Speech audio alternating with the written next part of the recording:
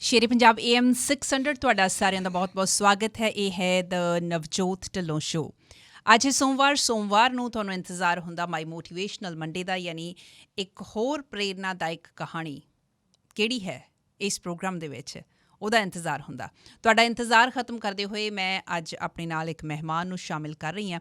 ਥੋੜ੍ਹੇ ਦਿਨ ਪਹਿਲਾਂ ਵੀ ਤੁਸੀਂ ਉਹਨਾਂ ਨੂੰ ਸੁਣਿਆ ਸੀ। ਜਦੋਂ ਉਹਨਾਂ ਦੇ ਨਾਲ ਕੁਝ ਦਿਨ ਪਹਿਲਾਂ ਸਾਡੀ ਗੱਲ ਹੋਈ ਅਤੇ ਉਹਨਾਂ ਵੱਲੋਂ ਕੁਝ ਖਾਸ ਤੌਰ 'ਤੇ ਜਿਹੜੀਆਂ ਗੱਲਾਂ ਕੀਤੀਆਂ ਗਈਆਂ ਸਨ ਉਹ ਚਰਚਾ ਦੇ ਵਿੱਚ ਵੀ ਆਈਆਂ। ਬਹੁਤ ਸਾਰੇ ਲੋਕਾਂ ਨੂੰ ਉਹਨਾਂ ਗੱਲਾਂ ਬਾਰੇ ਸੋਚਣ ਦੇ ਲਈ ਘੱਟੋ ਘੱਟ ਜਿਹੜਾ ਮਟੀਰੀਅਲ ਹੈ ਉਹ ਜ਼ਰੂਰ ਮਿਲਿਆ ਕਿ ਹਾਂ, ਇਸ ਐਂਗਲ ਤੋਂ ਵੀ ਸੋਚਿਆ ਜਾ ਸਕਦਾ, ਇਸ ਪਰਸਪੈਕਟਿਵ ਤੋਂ ਵੀ ਸੋਚਿਆ ਜਾ ਸਕਦਾ। ਗੱਲ ਛਿੜੀ ਸੀ ਰੱਬ ਦੀ ਅਤੇ ਮਨੁੱਖ ਦੀ। ਜਦੋਂ ਉਹਨਾਂ ਨੇ ਇਹ ਗੱਲ ਕਹੀ ਸੀ ਕਿ ਰੱਬ ਨੇ ਮਨੁੱਖ ਨੂੰ ਨਹੀਂ ਬਣਾਇਆ, ਸਗੋਂ ਜਿਹੜਾ ਮਨੁੱਖ ਹੈ ਉਹਨੇ ਰੱਬ ਨੂੰ ਪੈਦਾ ਕੀਤਾ ਹੈ। ਤੁਹਾਡੇ ਵਿੱਚੋਂ ਕਈਆਂ ਨੇ ਇਸ ਗੱਲ ਦਾ ਜਿਹੜਾ ਹੁੰਗਾਰਾ ਭਰਿਆ ਬਹੁਤ ਪੋਜ਼ੀਟਿਵਲੀ, ਐਂਡ ਇਹ ਗੱਲ ਕਹੀ ਗਈ ਕਿ ਵੀ ਹਾਂ, ਅਸੀਂ ਇਸ ਨਜ਼ਰੀਏ ਤੋਂ ਕਦੇ ਸੋਚਿਆ ਨਹੀਂ ਗਾ। ਜਿਹੜੀਆਂ ਗੱਲਾਂ ਹੋਈਆਂ ਬਹੁਤ ਚੇਤਨਤਾ ਵਾਲੀਆਂ ਗੱਲਾਂ ਸੀ। ਚੇਤਨ ਲੋਕ ਹੀ ਇਹ ਗੱਲਾਂ ਕਰ ਸਕਦੇ ਨੇ।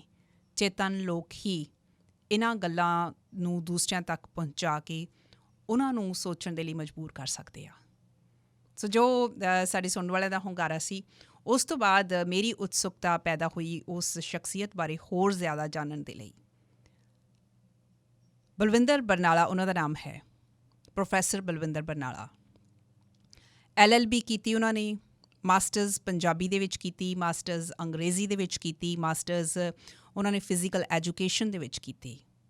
ਇਸ ਤੋਂ ਇਲਾਵਾ ਹੋਰ ਕਈ ਤਰ੍ਹਾਂ ਦੀਆਂ ਸਰਟੀਫਿਕੇਸ਼ਨਸ ਅਤੇ ਪੜ੍ਹਾਈ ਜਿਹੜੀ ਇਹਨਾਂ ਦੀ ਨਾਲੋਂ ਨਾਲ ਚੱਲਦੀ ਰਹੀ। ਬਹੁਤ ਸਾਲ ਇਹਨਾਂ ਨੇ ਪੜ੍ਹਾਇਆ ਵੀ, ਪ੍ਰਿੰਸੀਪਲ ਵੀ ਰਹੇ। ਜਿਹੜਾ ਇਹਨਾਂ ਦੀ ਜ਼ਿੰਦਗੀ ਦਾ ਇੱਕ ਵੱਖਰਾ ਆਸਪੈਕਟ ਇਹ ਰਿਹਾ ਕਿ ਇਹ ਇੱਕ ਵੱਡੇ ਤਰਕਸ਼ੀਲ ਦੇ ਤੌਰ 'ਤੇ ਜਾਣੇ ਜਾਂਦੇ ਨੇ। ਤਰਕਸ਼ੀਲ ਕੌਣ ਹੁੰਦੇ ਨੇ? ਜੇ ਸਿੱਧੇ ਸਾਦੇ ਸ਼ਬਦਾਂ ਦੇ ਵਿੱਚ ਕਿਹਾ ਜਾਵੇ ਕਿ ਜਿਹੜੀ ਨੌਲੇਜ ਹੈ, ਜਾਣਕਾਰੀ ਹੈ, ਉਸੇ ਜਾਣਕਾਰੀ 'ਤੇ ਵਿਸ਼ਵਾਸ ਕਰਦੇ ਨੇ ਜਿਹਨੂੰ ਟੈਸਟ ਕੀਤਾ ਜਾ ਸਕੇ। ਇਹ ਨਹੀਂ ਹੈ ਕਿ ਮਨ ਦੇ ਵਿੱਚ ਖਿਆਲ ਆਇਆ ਅਤੇ ਸੋਚਿਆ ਕਿ ਹਾਂ ਸ਼ਾਇਦ ਕਦੇ ਇੱਦਾਂ ਹੋਇਆ ਹੋ, ਉੱਦਾਂ ਹੋ ਜੋ। ਇਹ ਜਿਹੜੀਆਂ ਮਿਥਸ 'ਤੇ ਆਧਾਰਿਤ ਗੱਲਾਂ ਨੇ ਜਾਂ ਵਹਿਮਾਂ ਭਰਮਾਂ 'ਤੇ ਆਧਾਰਿਤ ਗੱਲਾਂ ਨੇ, ਉਹਨਾਂ ਨੂੰ ਟੋਟਲੀ ਮੂਲੋਂ ਰੱਦ ਕਰਦੇ ਆ। ਸ਼ਾਇਦ ਇਸੇ ਕਰਕੇ ਇਹਨਾਂ ਨੇ ਉਹ ਜਿਹੜੀ ਵੱਡੀ ਸਟੇਟਮੈਂਟ ਦਿੱਤੀ ਸੀ ਰੱਬ ਬਾਰੇ ਵੀ ਦਿੱਤੀ ਸੀ। ਪਰ ਸੁਸਾਇਟੀ ਦੇ ਵਿੱਚ ਰਹਿੰਦੇ ਹੋਏ ਜੋ ਕੁਝ ਲੋਕ ਕਹਿੰਦੇ ਨੇ, ਜਿਨ੍ਹਾਂ ਗੱਲਾਂ ਦੇ ਉੱਤੇ ਲੋਕ ਵਿਸ਼ਵਾਸ ਕਰਦੇ ਨੇ, ਉਹਨਾਂ ਚੀਜ਼ਾਂ ਨੂੰ ਅਪਣਾ ਲੈਣਾ ਬਹੁਤ ਸੌਖਾ ਹੈ। ਪਰ ਵੱਖਰੀਆਂ ਪੈੜਾਂ ਪਾਉਣੀਆਂ, ਵੱਖਰੀਆਂ ਲੀਹਾਂ ਪਾਉਣੀਆਂ ਅਤੇ ਉਹਨਾਂ ਦੇ ਉੱਤੇ ਹੋਰ ਲੋਕਾਂ ਨੂੰ ਵੀ ਚੱਲਣ ਦੇ ਲਈ ਪ੍ਰੇਰਨਾ ਦੇਣਾ, ਆਪਣੇ ਆਪ ਦੇ ਵਿੱਚ ਇਹ ਇੱਕ ਵਿਲੱਖਣ ਕਾਰਜ ਹੁੰਦਾ, ਵੱਡਾ ਕਾਰਜ ਹੁੰਦਾ। ਪਰ ਜਿਹੜੇ ਵੱਖਰੀਆਂ ਪੈੜਾਂ ਪਾਉਂਦੇ ਨੇ, ਉਹ ਕਿਉਂ ਪਾਉਂਦੇ ਨੇ? ਕੀ ਲੱਭਦਾ ਉਹਨਾਂ ਨੂੰ ਇਸ ਸਾਰਾ ਕੁਝ ਕਰਕੇ? ਅੱਜ ਦੇ ਇਸ ਪ੍ਰੋਗਰਾਮ ਦੇ ਵਿੱਚ ਇੱਕ ਵਾਰੀ ਫਿਰ ਇਹ ਸਾਰੀਆਂ ਗੱਲਾਂ ਬਾਤਾਂ ਆਪਾਂ ਕਰਾਂਗੇ।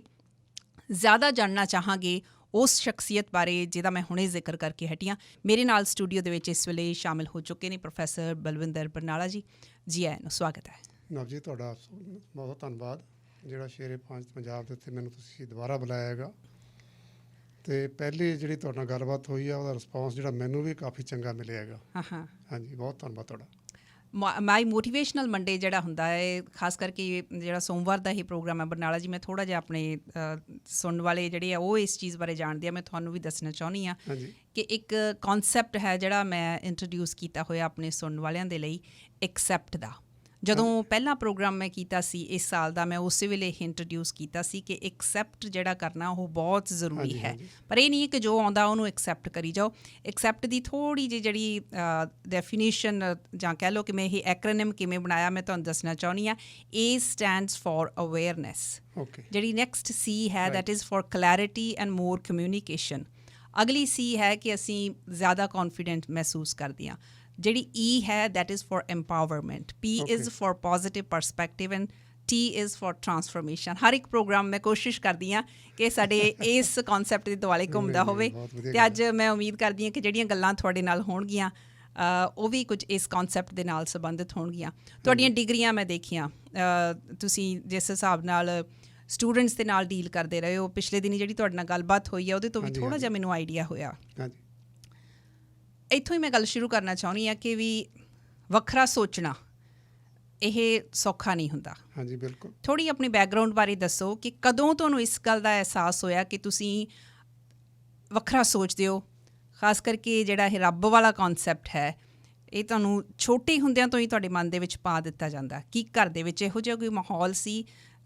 ਥੋੜ੍ਹੀ ਡੀਟੇਲ ਦਿਓ ਆਪਣੀ ਫੈਮਿਲੀ ਬਾਰੇ, ਆਪਣੀ ਬੈਕਗਰਾਊਂਡ ਬਾਰੇ, ਆਪਣੀ ਕਿਸ ਜਗ੍ਹਾ ਤੋਂ ਤੁਸੀਂ ਬਿਲੋਂਗ ਕਰਦੇ ਹੋ? ਮੈਂ ਸ਼ਹਿਰ ਬਰਨਾਲਾ ਅੱਜ ਕੱਲ੍ਹ ਡਿਸਟ੍ਰਿਕਟ ਹੈ, ਮੈਂ ਬਿਲੋਂਗ ਉੱਥੇ ਨੂੰ ਕਰ ਰਿਹਾ ਹੈਗਾ। ਅੱਛਾ, ਪ੍ਰੋਪਰ ਸ਼ਹਿਰ ਬਰਨਾਲਾ। ਹਾਂਜੀ ਹਾਂਜੀ। ਹਾਂ। ਅਤੇ ਜਿਹੜੀ ਗੱਲ ਤੁਸੀਂ ਇਸ ਪਾਸੇ ਕੀਤੀ ਹੈ ਹਾਂ ਵੀ ਜਿਹੜਾ ਰੱਬ ਵਾਲੇ ਕਨਸੈਪਟ ਵਾਲੀ ਗੱਲ ਕਿੱਥੋਂ ਮੇਰੇ ਦਿਮਾਗ 'ਚ ਆਉਣ ਲੱਗੀ ਹੈ, ਉਹ ਤਾਂ ਬਹੁਤ ਮੈਂ ਉਦੋਂ ਪਹਿਲਾਂ ਦੀਆਂ ਗੱਲਾਂ ਕਰਨੀਆਂ ਚਾਹੁੰਦਾ, ਜਦੋਂ ਮੈਂ ਅਜੇ 7ਵੀਂ 8ਵੀਂ ਕਲਾਸ 'ਚ ਪੜ੍ਹਦਾ ਸੀਗਾ। ਅਤੇ ਮੈਨੂੰ ਯਾਦ ਹੈ ਉਹਨਾਂ ਸਮਿਆਂ ਦੇ ਵਿੱਚ ਘਰਾਂ ਦੇ ਵਿੱਚ ਪੰਪ ਹੀ ਹੁੰਦੇ ਸੀ ਪਾਣੀ ਵਾਸਤੇ, ਉਦੋਂ ਵਾਟਰ ਬਾਕਸ ਦਾ ਸਿਸਟਮ ਨਹੀਂ ਸੀ ਹੁੰਦਾ। ਅੱਛਾ। ਤਾਂ ਉਸ ਸਮੇਂ ਸਾਡੇ ਆਲੇ ਦੁਆਲੇ 'ਚ ਪੰਪ ਨਹੀਂ ਸੀ ਕਿਸੇ ਦੇ ਲੱਗਿਆ ਹੋਇਆ। ਪੰਪ ਮਤਲਬ ਜਿਹੜਾ ਹੈਂਡ ਪੰਪ ਹੈ ਪਾਣੀ ਵਾਸਤੇ ਲੈਂਦੇ, ਨਲਕੇ ਦੀ ਗੱਲ ਕਰ ਰਹੇ ਉਹ ਸਾਡੇ ਘਰ ਲੱਗਿਆ ਹੋਇਆ ਸੀਗਾ। ਅੱਛਾ। ਅਤੇ ਸਾਡੇ ਘਰ ਦੇ ਆਲੇ ਦੁਆਲੇ ਜਿਹੜਾ ਹੈਗਾ ਕਾਫੀ ਦਰਖਤ ਸੀਗੇ, ਅਤੇ ਬੱਚੇ ਉਹਦੇ 'ਤੇ ਖੇਡਦੇ ਸੀ, ਆ ਕੇ ਦਰਖਤਾਂ ਦੇ ਵਿੱਚ ਪੀਂਘਾਂ ਵੀ ਪਾਉਂਦੇ ਸੀਗੇ, ਅਤੇ ਜ਼ਿਆਦਾਤਰ ਪਾਣੀ ਪੀਣਾ ਜਾਂਦੇ ਸੀਗੇ। ਅੱਛਾ। ਹੁਣ ਮਦਰ ਮੇਰੀ ਜਿਹੜੀ ਹੈ ਕਾਫੀ ਸਾਊਂਡ ਅਤੇ ਸਟਰੋਂਗ ਔਰਤ ਸੀਗੀ। ਅੱਛਾ। ਜਿਹੜਾ ਅਹਿਸਾਸ ਮੇਰੇ ਮਨ 'ਚ ਆਇਆ ਹੈਗਾ। ਹੁਣ ਉੱਥੇ ਆ ਕੇ ਕਿਤੇ ਜਿਵੇਂ ਆਮ ਹੁੰਦਾ ਆਪਣੇ ਉਹਨਾਂ 'ਚ ਜਾਤ ਪਾਤ 'ਚ ਵਿਸ਼ਵਾਸ ਕਰਦੇ ਆ, ਅਤੇ ਮੈਂ ਜਦੋਂ ਦੇਖਿਆ ਉਹ ਕਿਤੇ ਪਾਣੀ ਪੀਣ ਵਾਲੇ ਬੱਚਿਆਂ ਨੂੰ ਕਹਿ ਰਹੀ ਹੈ ਤੁਸੀਂ ਨਲਕੇ ਨੂੰ ਪਠਿਆਰ ਕਰ ਰਹੇ ਹੋ। ਅੱਛਾ। ਪਠਿਆਰ ਦਾ ਮਤਲਬ ਅਪਵਿੱਤਰ ਕਰਨਾ। ਅੱਛਾ। ਵੀ ਵੱਖ-ਵੱਖ ਦੇ ਜਾਤਾਂ ਦੇ ਬੱਚੇ ਇੱਥੇ ਆਉਂਦੇ ਆ, ਉਹ ਸਾਡੇ ਨਲਕੇ ਨੂੰ ਪਵਿੱਤਰ ਕਰ ਰਹੇ ਆ। ਮੇਰੇ 'ਚ ਉਦੋਂ ਵੀ ਇਹ ਡੇਰ ਸੀਗਾ। ਜਦੋਂ ਮੈਂ ਆਪਣੀ ਮਦਰ ਨੂੰ ਕਿਹਾ ਵੀ ਇਹ ਕੀ ਹੋਇਆ, ਇਹ ਇਸ ਤਰ੍ਹਾਂ ਕਿਸੇ ਮਨੁੱਖ ਦੇ ਵਿੱਚ ਵੱਖਰਾਪਣ ਕਿਵੇਂ ਆ ਜਾਂਦਾ ਹੈਗਾ। ਉਹ ਥੱਲੇ ਉਹ ਬੱਠਲ ਤੁਸੀਂ ਸਮਝਦੇ ਹੋ ਜਿਹੜਾ ਤਾਸਲਾ ਥੱਲੇ ਪਿਆ, ਆਮ ਨਲਕਿਆਂ ਥੱਲੇ ਪਿਆ ਹੁੰਦਾ ਸੀਗਾ।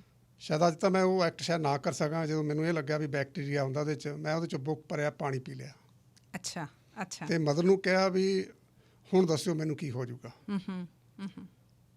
ਅਤੇ ਉਹਦੇ ਦਿਮਾਗ 'ਚ ਇਹ ਗੱਲ ਹਮੇਸ਼ਾ ਰਹੀ ਵੀ ਉਹ ਬਦਲ ਜਾਂਦੇ ਸੀਗੇ।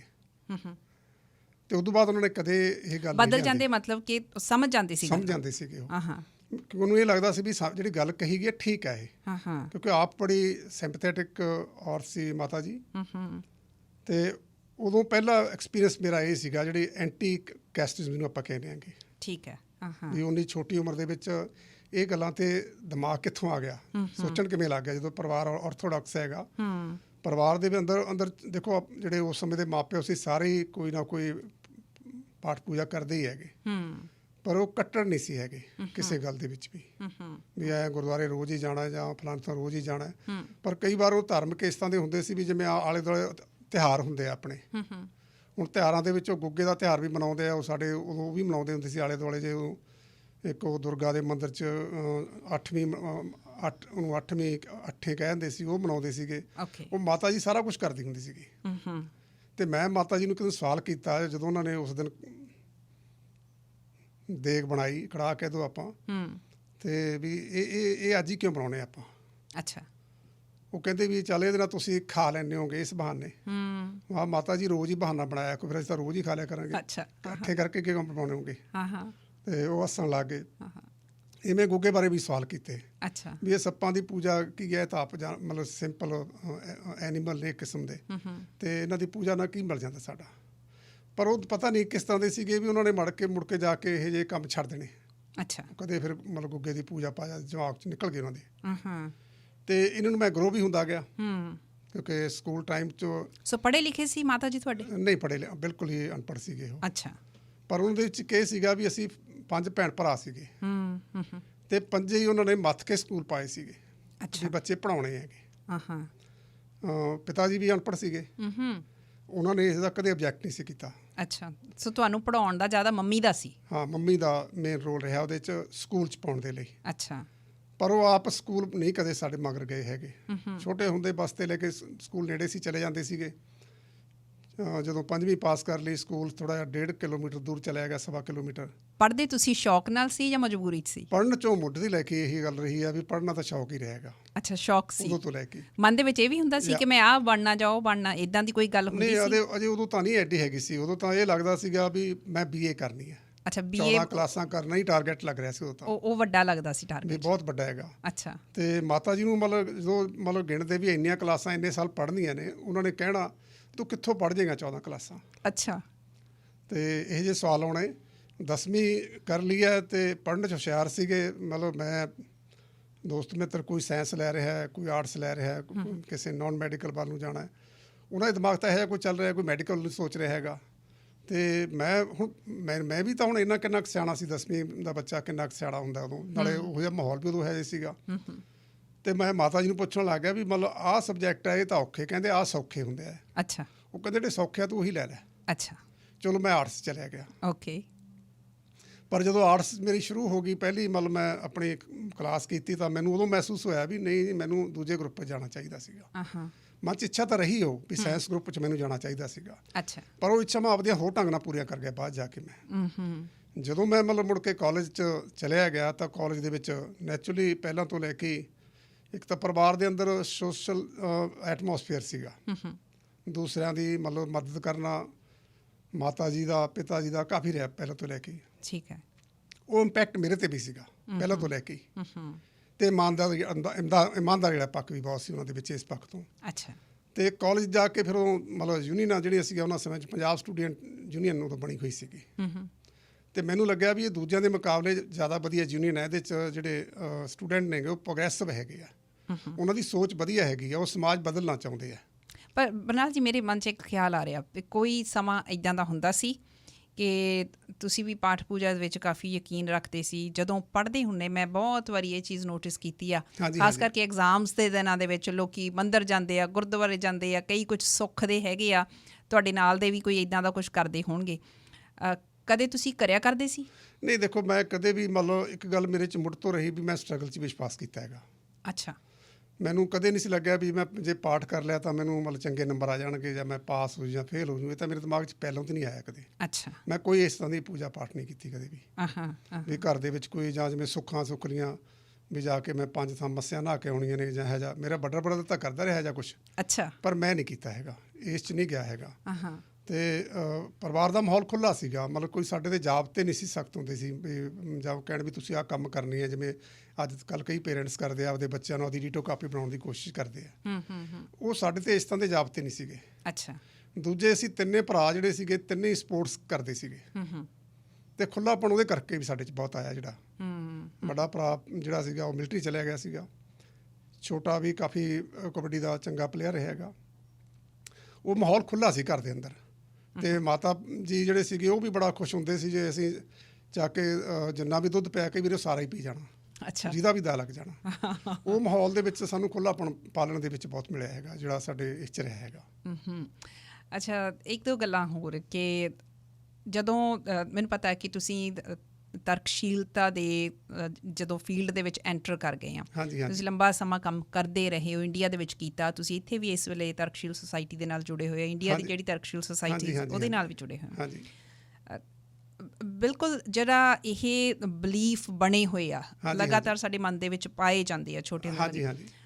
ਇੱਕ ਕੁਐਸਚਨ ਕਦੋਂ ਉਪਜਣਾ ਸ਼ੁਰੂ ਹੋਇਆ ਮਨ ਦੇ ਵਿੱਚ ਕਿ ਨਹੀਂ, ਇਹ ਗੱਲਾਂ ਐਗਜ਼ਿਸਟ ਨਹੀਂ ਕਰਦੀਆਂ, ਜਾਂ ਕਦੋਂ ਤੁਹਾਨੂੰ ਇਹ ਚੀਜ਼ ਦੀ ਸ਼ੋਰਟੀ ਹੋ ਗਈ ਕਿ ਨਹੀਂ, ਮੈਂ ਇਹਨਾਂ ਚੀਜ਼ਾਂ ਨੂੰ ਰੱਦ ਕਰਦਾ?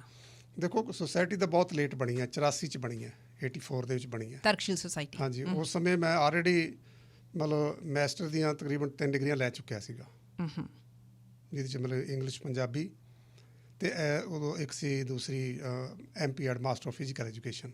ਉਸ ਵੇਲੇ ਤੱਕ ਤੁਹਾਡੀ ਸਟੇਟ ਆਫ ਮਾਈਂਡ ਕਿੱਥੇ ਸੀ? ਰੱਬ ਵਿੱਚ ਉਸ ਵੇਲੇ ਯਕੀਨ ਕਰਦੇ ਸੀ ਉਸ ਟਾਈਮ ਤੱਕ? ਨਹੀਂ, ਮੈਨੂੰ ਕੋਈ ਖਾਸ ਨਹੀਂ ਸੀ ਇਹਦੇ ਵਿੱਚ ਹੈਗਾ, ਕਿਉਂਕਿ ਮੈਂ ਜਦੋਂ ਬੰਗਲੌਰ ਯੂਨੀਵਰਸਿਟੀ 'ਚ ਪੜ੍ਹਦਾ ਸੀਗਾ, ਮੈਂ ਉੱਥੇ ਪੜ੍ਹਾਇਆ ਵੀ ਹੈ ਕਾਲਜ ਦੇ ਵਿੱਚ। ਅੱਛਾ, ਫਿਜ਼ੀਕਲ ਕਾਲਜ 'ਚ ਪੜ੍ਹਾਇਆ ਮੈਂ। ਅਤੇ ਯੂਨੀਵਰਸਿਟੀ ਪੜ੍ਹਦੇ ਸਮੇਂ ਵੀ ਮੇਰੇ ਮਤਲਬ ਮੈਂ ਇਹਨਾਂ ਚੀਜ਼ਾਂ ਨੂੰ ਬਾਅਦ 'ਚ ਬਹੁਤ ਕਰਦਾ ਸੀਗਾ। ਅੱਛਾ, ਯੂਨੀਵਰਸਿਟੀ ਇੱਕ ਹਿੱਲੀ ਏਰੀਏ ਦੇ ਉੱਪਰ ਸੀਗੀ, ਉਹਦੇ 'ਤੇ ਮੈਂ ਇੱਕ ਦਿਨ ਦੇਖਦਾ ਰਿਹਾ ਵੀ ਕੁਛ ਬੰਦੇ ਆਏ 2-3, ਇੱਕ ਛੋਟੀ ਜਿਹੀ ਚਟਾਨ ਨੂੰ ਉਹਨਾਂ ਨੇ ਕੱਟਣਾ ਸ਼ੁਰੂ ਕਰਤਾ। ਕੱਟ ਕੇ ਉੱਥੇ ਉਹਨਾਂ ਨੇ ਇੱਕ ਉਹਨਾਂ ਦਾ ਕੋਈ ਦੇਵਤਾ ਨਾਂ ਰੱਖਿਆ ਹੋਊਗਾ, ਉਹਦੀ ਮੂਰਤੀ ਬਣਾਤੀ। ਉਸ ਪੱਥਰ 'ਤੇ ਅਸੀਂ ਰੋਜ਼ ਹੀ ਬਹਿੰਦੇ ਸੀਗੇ। ਅੱਛਾ, ਅਤੇ ਉਸ ਤੋਂ ਬਾਅਦ ਮੂਰਤੀ ਬਣਾਤੀ ਹੈ। ਮੂਰਤੀ ਬਣਾਉਣ ਤੋਂ ਬਾਅਦ ਤੇ ਸੰਧੂਰ ਪਾਤਾ ਆ ਕੇ, ਤੇ ਉਹ ਫੁੱਲ ਸਿੱਟਣ ਲੱਗ ਗਏ ਜੀ, ਉਹਦੀ ਸਥਾਪਤ ਕਰਤੀ ਤੇ ਉਹਦੀ ਪੂਜਾ ਸ਼ੁਰੂ ਹੋ ਗਈ। ਹੁਣ ਮੇਰੇ ਮਨ 'ਚ ਇਹ ਖਿਆਲ ਆਇਆ ਵੀ ਇਸ ਥਾਂ ਤਾਂ ਅਸੀਂ ਪਹਿਲਾਂ ਬਹਿੰਦੇ ਸੀ, ਉਹੀ ਪੱਥਰ ਹੈ ਇਹ, ਤੇ ਇਸ ਪੱਥਰ ਦੇ ਵਿੱਚ ਹੁਣ ਕਿਹੜੀ ਤਾਕਤ ਆ ਗਈ ਜਿਹਦੀ ਲੋਕ ਪੂਜਾ ਕਰਨ ਲੱਗ ਗਏ ਹੈਗੇ ਆ। ਮਤਲਬ ਇਹ ਜੇ ਮਾਹੌਲ ਜਿਹੜਾ ਸੀਗਾ, ਇੱਕ ਉਦੋਂ ਮਤਲਬ ਯੂਨੀਵਰਸਿਟੀ ਦੇ ਵਿੱਚ ਡਾਕਟਰ ਨਰਸਿਮਹਾ ਰਾਓ ਹੁੰਦੇ ਸੀ, ਉਹਨਾਂ ਸਮਿਆਂ ਦੇ ਵਿੱਚ ਵਾਈਸ ਚਾਂਸਲਰ ਰਹੇ ਹੈਗੇ, ਮੇਰੇ ਤੋਂ ਪਹਿਲਾਂ ਰਹੇ ਨੇ ਥੋੜਾ 1 ਸਾਲ।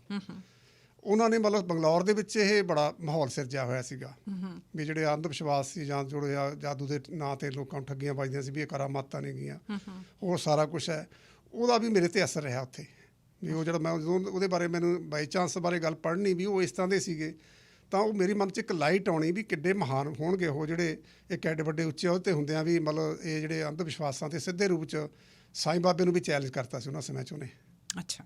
ਤੇ ਉਹ ਮਾਹੌਲ ਨੇ ਵੀ ਮੈਨੂੰ ਮਤਲਬ ਇਸ ਦੇ ਵਿੱਚ ਕਾਫੀ ਸਿਰਜਿਆ ਮੇਰਾ ਇਸ ਪਾਸੇ ਨੂੰ। ਤੁਹਾਨੂੰ ਬੇਨਤੀ ਕੀਤੀ ਸੀ ਕਿ 2 ਵਜੇ ਤੋਂ ਬਾਅਦ ਤੁਹਾਡੀਆਂ ਮੈਂ ਕਾਲਸ ਲੈ ਸਕਾਂਗੀ, ਪਰ ਇੱਕ ਆਫ ਦਾ ਏਅਰ ਸਾਡੇ ਕਾਲਰ ਨਾਲ ਗੱਲ ਹੋਈ, ਕਹਿੰਦੇ ਕਿ 2 ਵਜੇ ਮਜਬੂਰੀ ਹੈ, ਕੋਈ ਵੱਡੀ ਖਾਸ ਮੀਟਿੰਗ ਹੈ ਉਹਨਾਂ ਦੀ, ਇਸ ਕਰਕੇ ਉਹ 2 ਵਜੇ ਤੋਂ ਬਾਅਦ ਗੱਲ ਨਹੀਂ ਕਰ ਸਕਦੇ। ਪਹਿਲਾਂ ਜ਼ਰੂਰ ਉਹ ਅਵੇਲੇਬਲ ਨੇ, ਇਸ ਕਰਕੇ ਉਹਨਾਂ ਦੀ ਕਾਲ ਮੈਂ ਤੁਰੰਤ ਲੈ ਰਹੀ ਹਾਂ। ਹੈਲੋ ਜੀ। ਹਾਂਜੀ, ਸਤਿ ਸ਼੍ਰੀ ਅਕਾਲ ਜੀ। ਸਤਿ ਸ਼੍ਰੀ ਅਕਾਲ ਜੀ। ਜੀ ਮੈਂ ਤੁਹਾਡਾ ਪ੍ਰੋਗਰਾਮ ਸੁਣ ਰਿਹਾ ਸੀ ਤੇ ਮੈਂ ਪਹਿਲਾਂ ਤੁਹਾਡੀ ਸੋਸ਼ਲ ਮੀਡੀਆ ਤੇ ਵੀ ਪੋਸਟ ਦੇਖੀ ਕਿ ਅੱਜ ਪ੍ਰਿੰਸੀਪਲ ਜੀ ਨੇ ਆਉਣਾ ਜੀ, ਤੇ ਮੈਂ ਥੋੜੀ ਜਿਹੀ ਇੱਕ ਛੋਟੀ ਜਿਹੀ ਆਪਣੀ ਹੱਡਬੀਤੀ ਤੁਹਾਡੇ ਨਾਲ ਸ਼ੇਅਰ ਕਰਨੀ ਚਾਹਣਾ ਜੀ ਕਿ ਜ਼ਰੂਰ।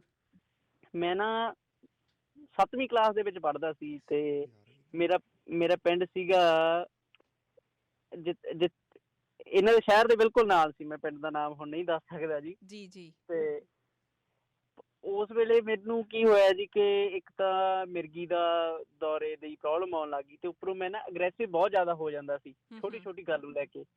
ਉਹਦੇ ਕਰਕੇ ਮੇਰੀ ਸਕੂਲ ਦੇ ਵਿੱਚ ਵੀ ਮੈਨੂੰ ਪ੍ਰੋਬਲਮਸ ਆਉਣ ਲੱਗੀਆਂ ਜੀ। ਤੇ ਹੁਣ ਜਿੱਦਾਂ ਆਪਣੇ ਹੁੰਦਾ ਹੀ ਆ ਇੰਡੀਆ 'ਚ, ਫਿਰ ਆਪਾਂ ਨੂੰ ਬਾਬਿਆਂ ਦੇ ਰੁਝਾਨ ਲੱਗ ਗਏ ਕਿ ਸਾਡੇ ਮੁੰਡੇ ਨੂੰ ਤਾਂ ਕੋਈ ਬਾਬਾ ਆਉਣ ਲੱਗ ਗਿਆ, ਇਸ ਤਾਂ ਕੋਈ ਜੀ। ਤੇ ਇਹ ਸਾਰਾ ਕੁਛ ਕਰਨ ਤੋਂ ਬਾਅਦ ਜੀ ਮੈਂ ਕਿਤੋਂ ਠੀਕ ਨਾ ਹੋਇਆ। ਤੇ ਫਿਰ ਜਿਹੜੇ ਸਾਡੇ ਸਕੂਲ ਦੇ ਟੀਚਰ ਸੀਗੇ ਉਹ ਪ੍ਰਿੰਸੀਪਲ ਸਾਹਿਬ ਦੇ ਨਾਲ ਕੰਟੈਕਟ ਦੇ ਵਿੱਚ ਸੀਗੇ ਜੀ। ਉਹਨਾਂ ਨੇ ਮੈਨੂੰ ਰეკਮੈਂਡ ਕੀਤਾ ਕਿ ਤੁਸੀਂ ਮੈਨੂੰ ਜਾ ਕੇ ਮਿਲਣਾ ਚਾਹੀਦਾ ਜੀ ਇਹਨਾਂ ਨੂੰ। ਤੇ ਮੈਨੂੰ ਹੁਣ ਵੀ ਯਾਦ ਆ ਜੀ ਵੀ ਇੱਕ ਤਾਂ ਪਹਿਲੀ ਵਾਰੀ ਅਸੀਂ ਕਿਸੇ ਟੀਚਰ ਦੇ ਘਰੇ ਗਏ ਸੀ। ਅੱਛਾ। ਤੇ ਕੁਛ ਪਤਾ ਨਹੀਂ ਸੀ ਤੇ ਉੱਪਰੋਂ ਥੋੜੀ ਜਿਹੀ ਝਿਜਕ ਵੀ ਹੁੰਦੀ ਆ ਜੀ ਦਿਲ 'ਚ ਵੀ ਪਤਾ ਨਹੀਂ ਅੱਗੋਂ ਬੰਦਾ ਹੁਣ ਵੱਡਾ ਕੋਈ ਬੰਦਾ ਤੇ ਉਹਨਾਂ ਦਾ ਕਿੱਦਾਂ ਦਾ ਰਵੱਈਆ ਹੋਊਗਾ ਆਪਾਂ ਨੂੰ ਲੈ ਕੇ, ਕਿੱਦਾਂ ਦੀ ਆਪਾਂ ਬੋਲ ਚਾਲ ਵਰਤਣੀ ਆ ਉਹਨਾਂ ਲਈ। ਪਰ ਜਦੋਂ ਅਸੀਂ ਇਹਨਾਂ ਦੇ ਘਰੇ ਗਏ ਇਹਨਾਂ ਨੇ ਇੰਨਾ ਕਿ ਸਾਨੂੰ ਜਿੱਦਾਂ ਮੈਨੂੰ ਏਦਾਂ ਲੱਗਿਆ ਕਿ ਆਪਾਂ ਕਿਸੇ ਰਿਸ਼ਤੇਦਾਰ ਨੂੰ ਮਿਲੇ ਹੁੰਦੇ ਆ ਜਾ ਕੇ। ਅੱਛਾ। ਤੇ ਇਹਨਾਂ ਨੇ ਮੈਨੂੰ ਬੱਚਿਆਂ ਵਾਂਗੂ ਪਿਆਰ ਦਿੱਤਾ ਜੀ। ਤੇ ਫਿਰ ਇਹਨਾਂ ਦੀ ਮੈਨੂੰ ਇੱਕ ਗੱਲ ਬੜੀ ਯਾਦ ਆ ਕਿ ਇਹਨਾਂ ਨੇ ਕਿਹਾ ਸੀ ਕਿ ਤੇਰਾ ਨਾਂ ਕੀ ਆ, ਤੇ ਮੈਂ ਨਾਂ ਦੱਸਿਆ ਤੇ ਮੈਨੂੰ ਮੇਰੇ ਨਾਂ ਦਾ ਮਤਲਬ ਪੁੱਛਿਆ ਜੀ ਇਹਨਾਂ ਨੇ। ਅੱਛਾ। ਤੇ ਇਹਨਾਂ ਨੇ ਕਿਹਾ ਕਿ ਤੇਰੇ ਨਾਂ ਦਾ ਮਤਲਬ ਤਾਂ ਵੀ ਪ੍ਰੀਤ ਕਰ, ਤੂੰ ਹਰ ਕਿਸੇ ਨੂੰ ਪ੍ਰੀਤ ਕਰ, ਤੇ ਤੂੰ ਇਹ ਕੀ ਕਰਨ ਲੱਗਿਆ ਪਿਆ। ਤੇ ਇੱਕ ਦੋ ਗੱਲਾਂ ਇਹਨਾਂ ਨੇ ਮੈਨੂੰ ਹੋਰ ਸਮਝਾਈਆਂ ਜੀ। ਉਸ ਤੋਂ ਬਾਅਦ ਮੈਨੂੰ ਐਸਾ ਇਹਨਾਂ ਨੇ ਸਮਝਾਇਆ ਵੀ ਦੁਬਾਰਾ ਮੈਨੂੰ ਕਾਉਂਸਲਿੰਗ ਕਰਵਾਉਣ ਦੀ ਲੋੜ ਨਹੀਂ ਪਈ, ਦੁਬਾਰਾ ਕਿਸੇ ਬਾਬੇ ਕੋਲੇ ਜਾਣ ਦੀ ਲੋੜ ਨਹੀਂ ਪਈ, ਦੁਬਾਰਾ ਕਿਸੇ ਡਾਕਟਰ ਕੋਲੇ ਜਾਣ ਦੀ ਲੋੜ ਨਹੀਂ ਪਈ। ਤੇ ਮੁੜ ਕੇ ਅੱਜ ਤੱਕ ਮੇਰੀ ਸਕੂਲ 'ਚੋਂ ਕੰਪਲੇਂਟ ਨਹੀਂ ਆਈ ਜੀ ਕੋਈ। ਅੱਛਾ। ਉਸ ਸਕੂਲ 'ਚ ਵੀ ਹੁਣ ਮੈਨੂੰ ਸਾਰੇ ਜਾਣਦੇ ਆ ਜੀ ਚੰਗੀ ਤਰ੍ਹਾਂ ਵੀ ਇਹ ਮੁੰਡਾ ਸਿਆਣੇ ਮੁੰਡਿਆਂ 'ਚੋਂ ਇੱਕ ਸੀਗਾ। ਅੱਛਾ। ਤੇ ਇੱਥੇ ਵੀ ਹੁਣ ਮੈਂ ਜਿੱਥੇ ਵੀ ਰਹਿਣਾ ਜੀ ਉੱਥੇ ਮੇਰੀ ਚੰਗੀ ਜੌਬ ਆ ਤੇ ਚੰਗੀ ਜ਼ਿੰਦਗੀ ਬਤੀਤ ਕਰ ਰਿਹਾ। ਪਰ ਮੈਂ ਇਹਨਾਂ ਦਾ ਕਦੇ ਵੀ ਅਹਿਸਾਨ ਨਹੀਂ ਦੇ ਸਕਦਾ ਜੀ, ਜਿਹੜਾ ਇਹਨਾਂ ਨੇ ਸਮਝਾਇਆ ਨਾ ਮੈਨੂੰ, ਮੈਂ ਕਦੇ ਭੁਲਾ ਨਹੀਂ ਸਕਦਾ ਜੀ।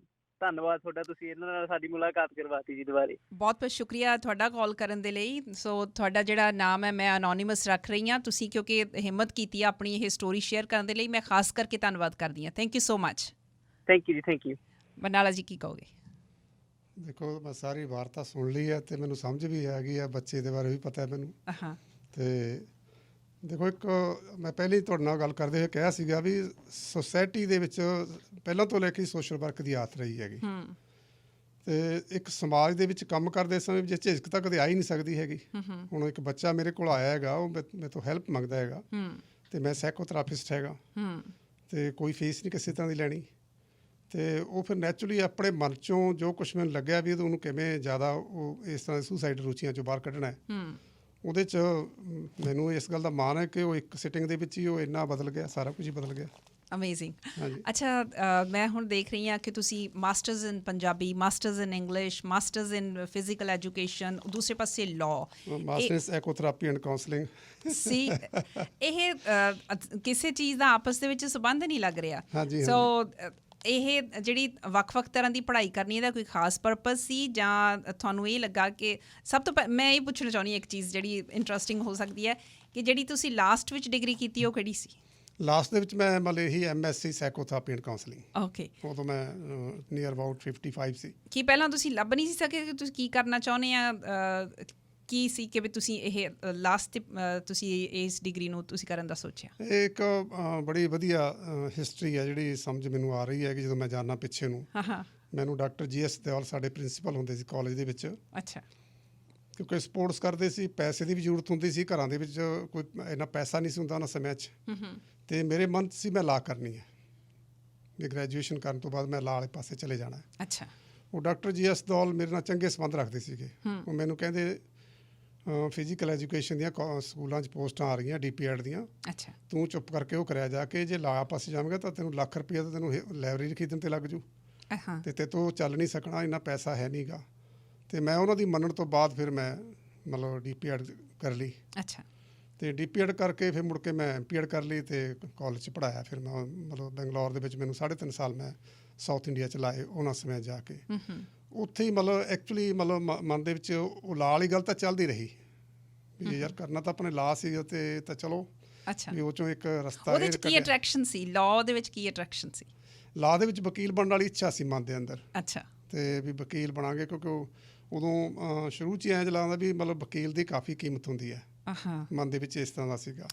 ਜਦੋਂ ਕੀਮਤ ਦੀ ਗੱਲ ਕਰਦੇ ਹਾਂ, ਤੁਸੀਂ ਰੁਤਬੇ ਦੇ ਤੌਰ 'ਤੇ ਕਰਦੇ ਹੋ ਜਾਂ ਪੈਸਿਆਂ ਦੇ ਤੌਰ 'ਤੇ ਕਰਦੇ? ਨਹੀਂ, ਰੁਤਬੇ ਦੇ ਤੌਰ 'ਤੇ ਕਰਨਾ ਸੀਗਾ। ਅੱਛਾ। ਪੈਸਾ ਤਾਂ ਕਦੇ ਵੀ ਨਹੀਂ ਉਸ ਤਰ੍ਹਾਂ ਦਿਮਾਗ 'ਚ ਆਇਆ। ਓਕੇ। ਅਤੇ ਉੱਥੇ ਅਸਲ ਵਿੱਚ ਕੀ ਸੀਗਾ, ਸਾਡਾ ਇੱਕ ਸਬਜੈਕਟ ਸੀਗਾ ਸਪੋਰਟਸ ਸਾਈਕੋਲੋਜੀ ਨਾਲ ਜੁੜਿਆ ਹੋਇਆ। ਮਾਸਟਰ ਡਿਗਰੀ ਜੋ ਮੈਂ ਲੈ ਰਿਹਾ ਸੀ ਫਿਜ਼ੀਕਲ ਐਜੂਕੇਸ਼ਨ ਦੀ। ਠੀਕ ਹੈ। ਉੱਥੇ ਫਿਰ ਮੈਂ MPhil ਕੀਤੀ। ਅਤੇ ਫਿਰ ਉੱਥੇ ਮਤਲਬ ਮਨ ਦੇ ਵਿੱਚ ਉਹ ਸਾਈਕੋਲੋਜੀ ਪੜ੍ਹਨ ਦੀ ਆਦਤ ਬਹੁਤ ਪੈ ਗਈ, ਕਿਉਂਕਿ ਸਾਇੰਸ 'ਚ ਰੁਚੀ ਮੇਰੀ ਬਹੁਤ ਸੀਗੀ। ਅਤੇ ਮੇਰੀ ਇੱਕ ਘਟਨਾ ਮੈਨੂੰ ਬੜੀ ਰੌਚਕ ਹੈਗੀ, ਅਤੇ ਉਹਦੇ 'ਚ ਸਾਡਾ ਇੱਕ ਫਿਜ਼ਿਕਸ ਦਾ ਸਬਜੈਕਟ ਸੀਗਾ ਬਾਇਓਮਕੈਨਿਜ਼ਮ। ਅੱਛਾ। ਪੂਰਾ ਸਬਜੈਕਟ ਸੀਗਾ ਮਤਲਬ ਉਹਦੇ 'ਚ ਸਾਡਾ ਇੱਕ ਰੀਕ੍ਰੀਏਸ਼ਨ ਦਾ ਸਬਜੈਕਟ ਸੀਗਾ। ਠੀਕ ਹੈ। ਅਤੇ ਮੈਂ ਮਤਲਬ ਸਾਇੰਸ ਦਾ ਸਟੂਡੈਂਟ ਨਹੀਂ ਸੀ ਰਿਹਾ। ਹੁਣ ਬਾਇਓਮਕੈਨਿਜ਼ਮ ਤੁਸੀਂ ਹਾਇਰ ਲੈਵਲ ਦਾ ਬਾਇਓਮਕੈਨਿਜ਼ਮ ਦੀ ਸਟੱਡੀ ਕਰਨੀ ਹੈ।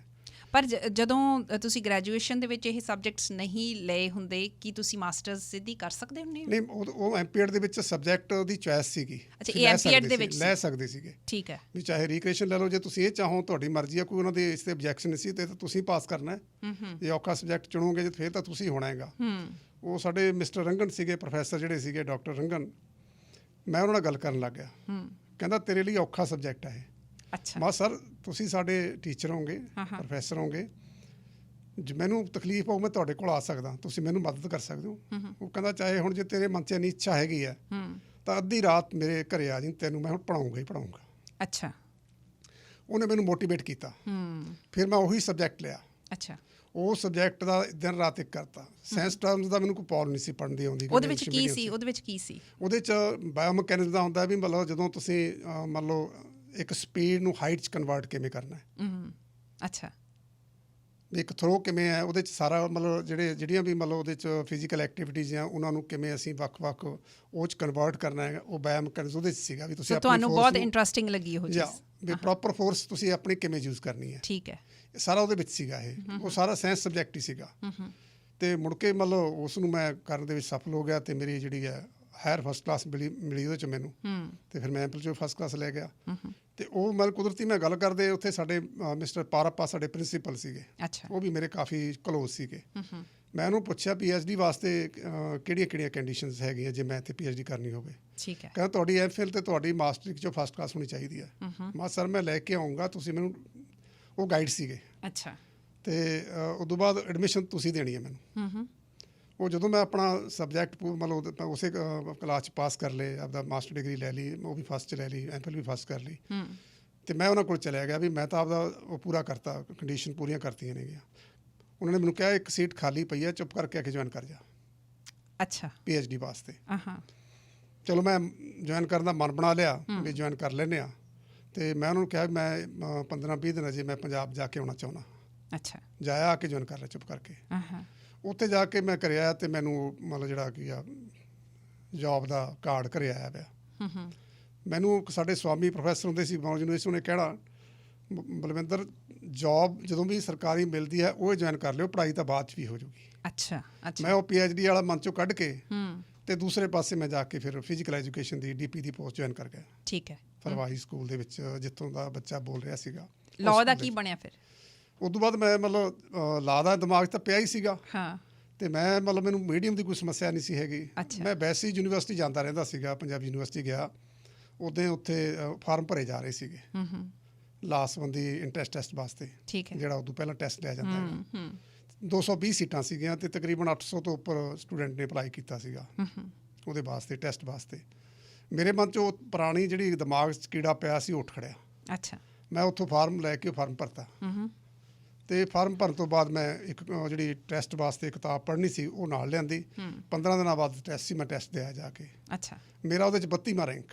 ਠੀਕ ਹੈ। ਟੋਟਲ 220 ਸੀਟਾਂ ਸੀਗੀਆਂ ਤੇ ਮੇਰੀ ਚੋਇਸ ਸੀ ਵੀ ਚਾਹੇ ਮੈਂ ਮਤਲਬ ਜਾ ਕੇ ਬਠਿੰਡੇ ਜੁਆਇਨ ਕਰ ਲਾਂ, ਉਹਨਾਂ ਦੀਆਂ ਕਲਾਸਾਂ ਜਿਹੜੀਆਂ ਈਵਨਿੰਗ ਕਲਾਸਾਂ ਨੇਗੀਆਂ, ਚਾਹੇ ਯੂਨੀਵਰਸਿਟੀ ਜੁਆਇਨ ਕਰ ਲਾਂ ਜਾਂ ਬਿਕਰਮ ਕਾਲਜ ਪਟਿਆਲਾ ਜੁਆਇਨ ਕਰ ਲਾਂ। ਸੋ ਜੌਬ ਛੱਡ ਕੇ ਕਰਨੀਆਂ ਪੈਣੀਆਂ ਸੀ? ਨਹੀਂ, ਜੌਬ ਦੇ ਵਿੱਚ ਹੀ ਹੋਣਾ ਸੀ ਸਾਰਾ ਕੁਛ। ਅੱਛਾ। ਈਵਨਿੰਗ ਕਲਾਸਾਂ ਮੈਨੂੰ ਜੁਆਇਨ ਕਰਨਾ ਮੇਰੀ ਮਜਬੂਰੀ ਸੀਗੀ ਕਿਉਂਕਿ ਮੈਂ ਦਿਨੇ ਤਾਂ ਆਪਦੀ ਜੌਬ ਕਰਨੀ ਸੀਗੀ।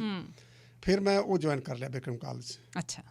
ਤੇ ਉਹ ਕਰਕੇ ਬਰਨਾਲਾ ਮਤਲਬ 100 ਕਿਲੋਮੀਟਰ ਹੈ ਪਟਿਆਲੇ ਤੋਂ। ਤੇ ਮੈਂ ਮਤਲਬ ਕਈ ਵਾਰੀ ਆਪਣੇ ਆਪ ਤੇ ਸੋਚਦਾ ਹੁੰਦਾ ਵੀ ਮੈਂ ਉਦੋਂ ਫਿਰ ਸਾਰੇ ਵਾਹੀਕਲ ਯੂਜ਼ ਕਰਦਾ ਸੀਗਾ। ਅੱਛਾ।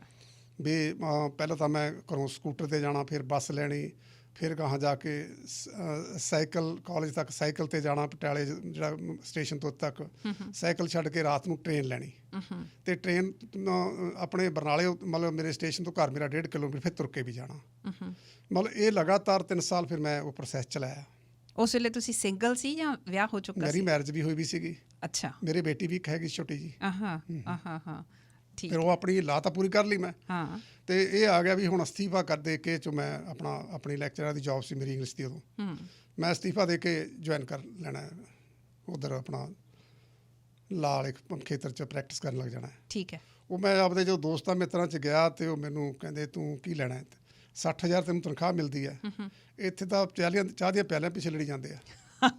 ਨਾਲੇ ਇੱਥੇ ਤਾਂ ਰਿਸ਼ਵਤ ਬਹੁਤ ਚੱਲਦੀ ਆ, ਤੂੰ ਉਸ ਤਰ੍ਹਾਂ ਦਾ ਇਨਸਾਨ ਨਹੀਂ ਵੀ ਤੂੰ ਇਹੋ ਜਿਹਾ ਕੁਝ ਕਰ ਲਏਗਾ। ਤੁਹਾਡੇ ਕੋਲ ਪ੍ਰੈਕਟਿਸ ਹੋਣੀ ਨਹੀਂ, ਫਿਰ ਤੁਸੀਂ ਸਲਾਹ ਮੰਨ ਗਏ? ਪ੍ਰੈਕਟਿਸ ਤਾਂ ਵਧੀਆ ਹੋਣੀ ਸੀ ਕਿਉਂਕਿ ਸੋਸ਼ਲ ਸਰਵਿਸ ਬਹੁਤ ਸੀ ਮੇਰੀ। ਅੱਛਾ। ਉਹ ਪ੍ਰੈਕਟਿਸ ਦੀ ਕੋਈ ਸਮੱਸਿਆ ਨਹੀਂ ਸੀ ਮੈਨੂੰ। ਮਤਲਬ ਮੇਰੇ ਮਨ 'ਚ ਆਇਆ ਵੀ ਮੈਂ ਇੱਕ ਵਧੀਆ ਸਰਵਿਸ ਕਰ ਰਿਹਾ। ਜਿਹੜੀ ਮੇਰੀ ਜੌਬ ਪ੍ਰਿੰਸੀਪਲ ਦੀ ਜੌਬ ਵੀ ਮੇਰੇ ਕੋਲ ਆਈ, 7 ਸਾਲ ਕੀਤੀ ਮੈਂ।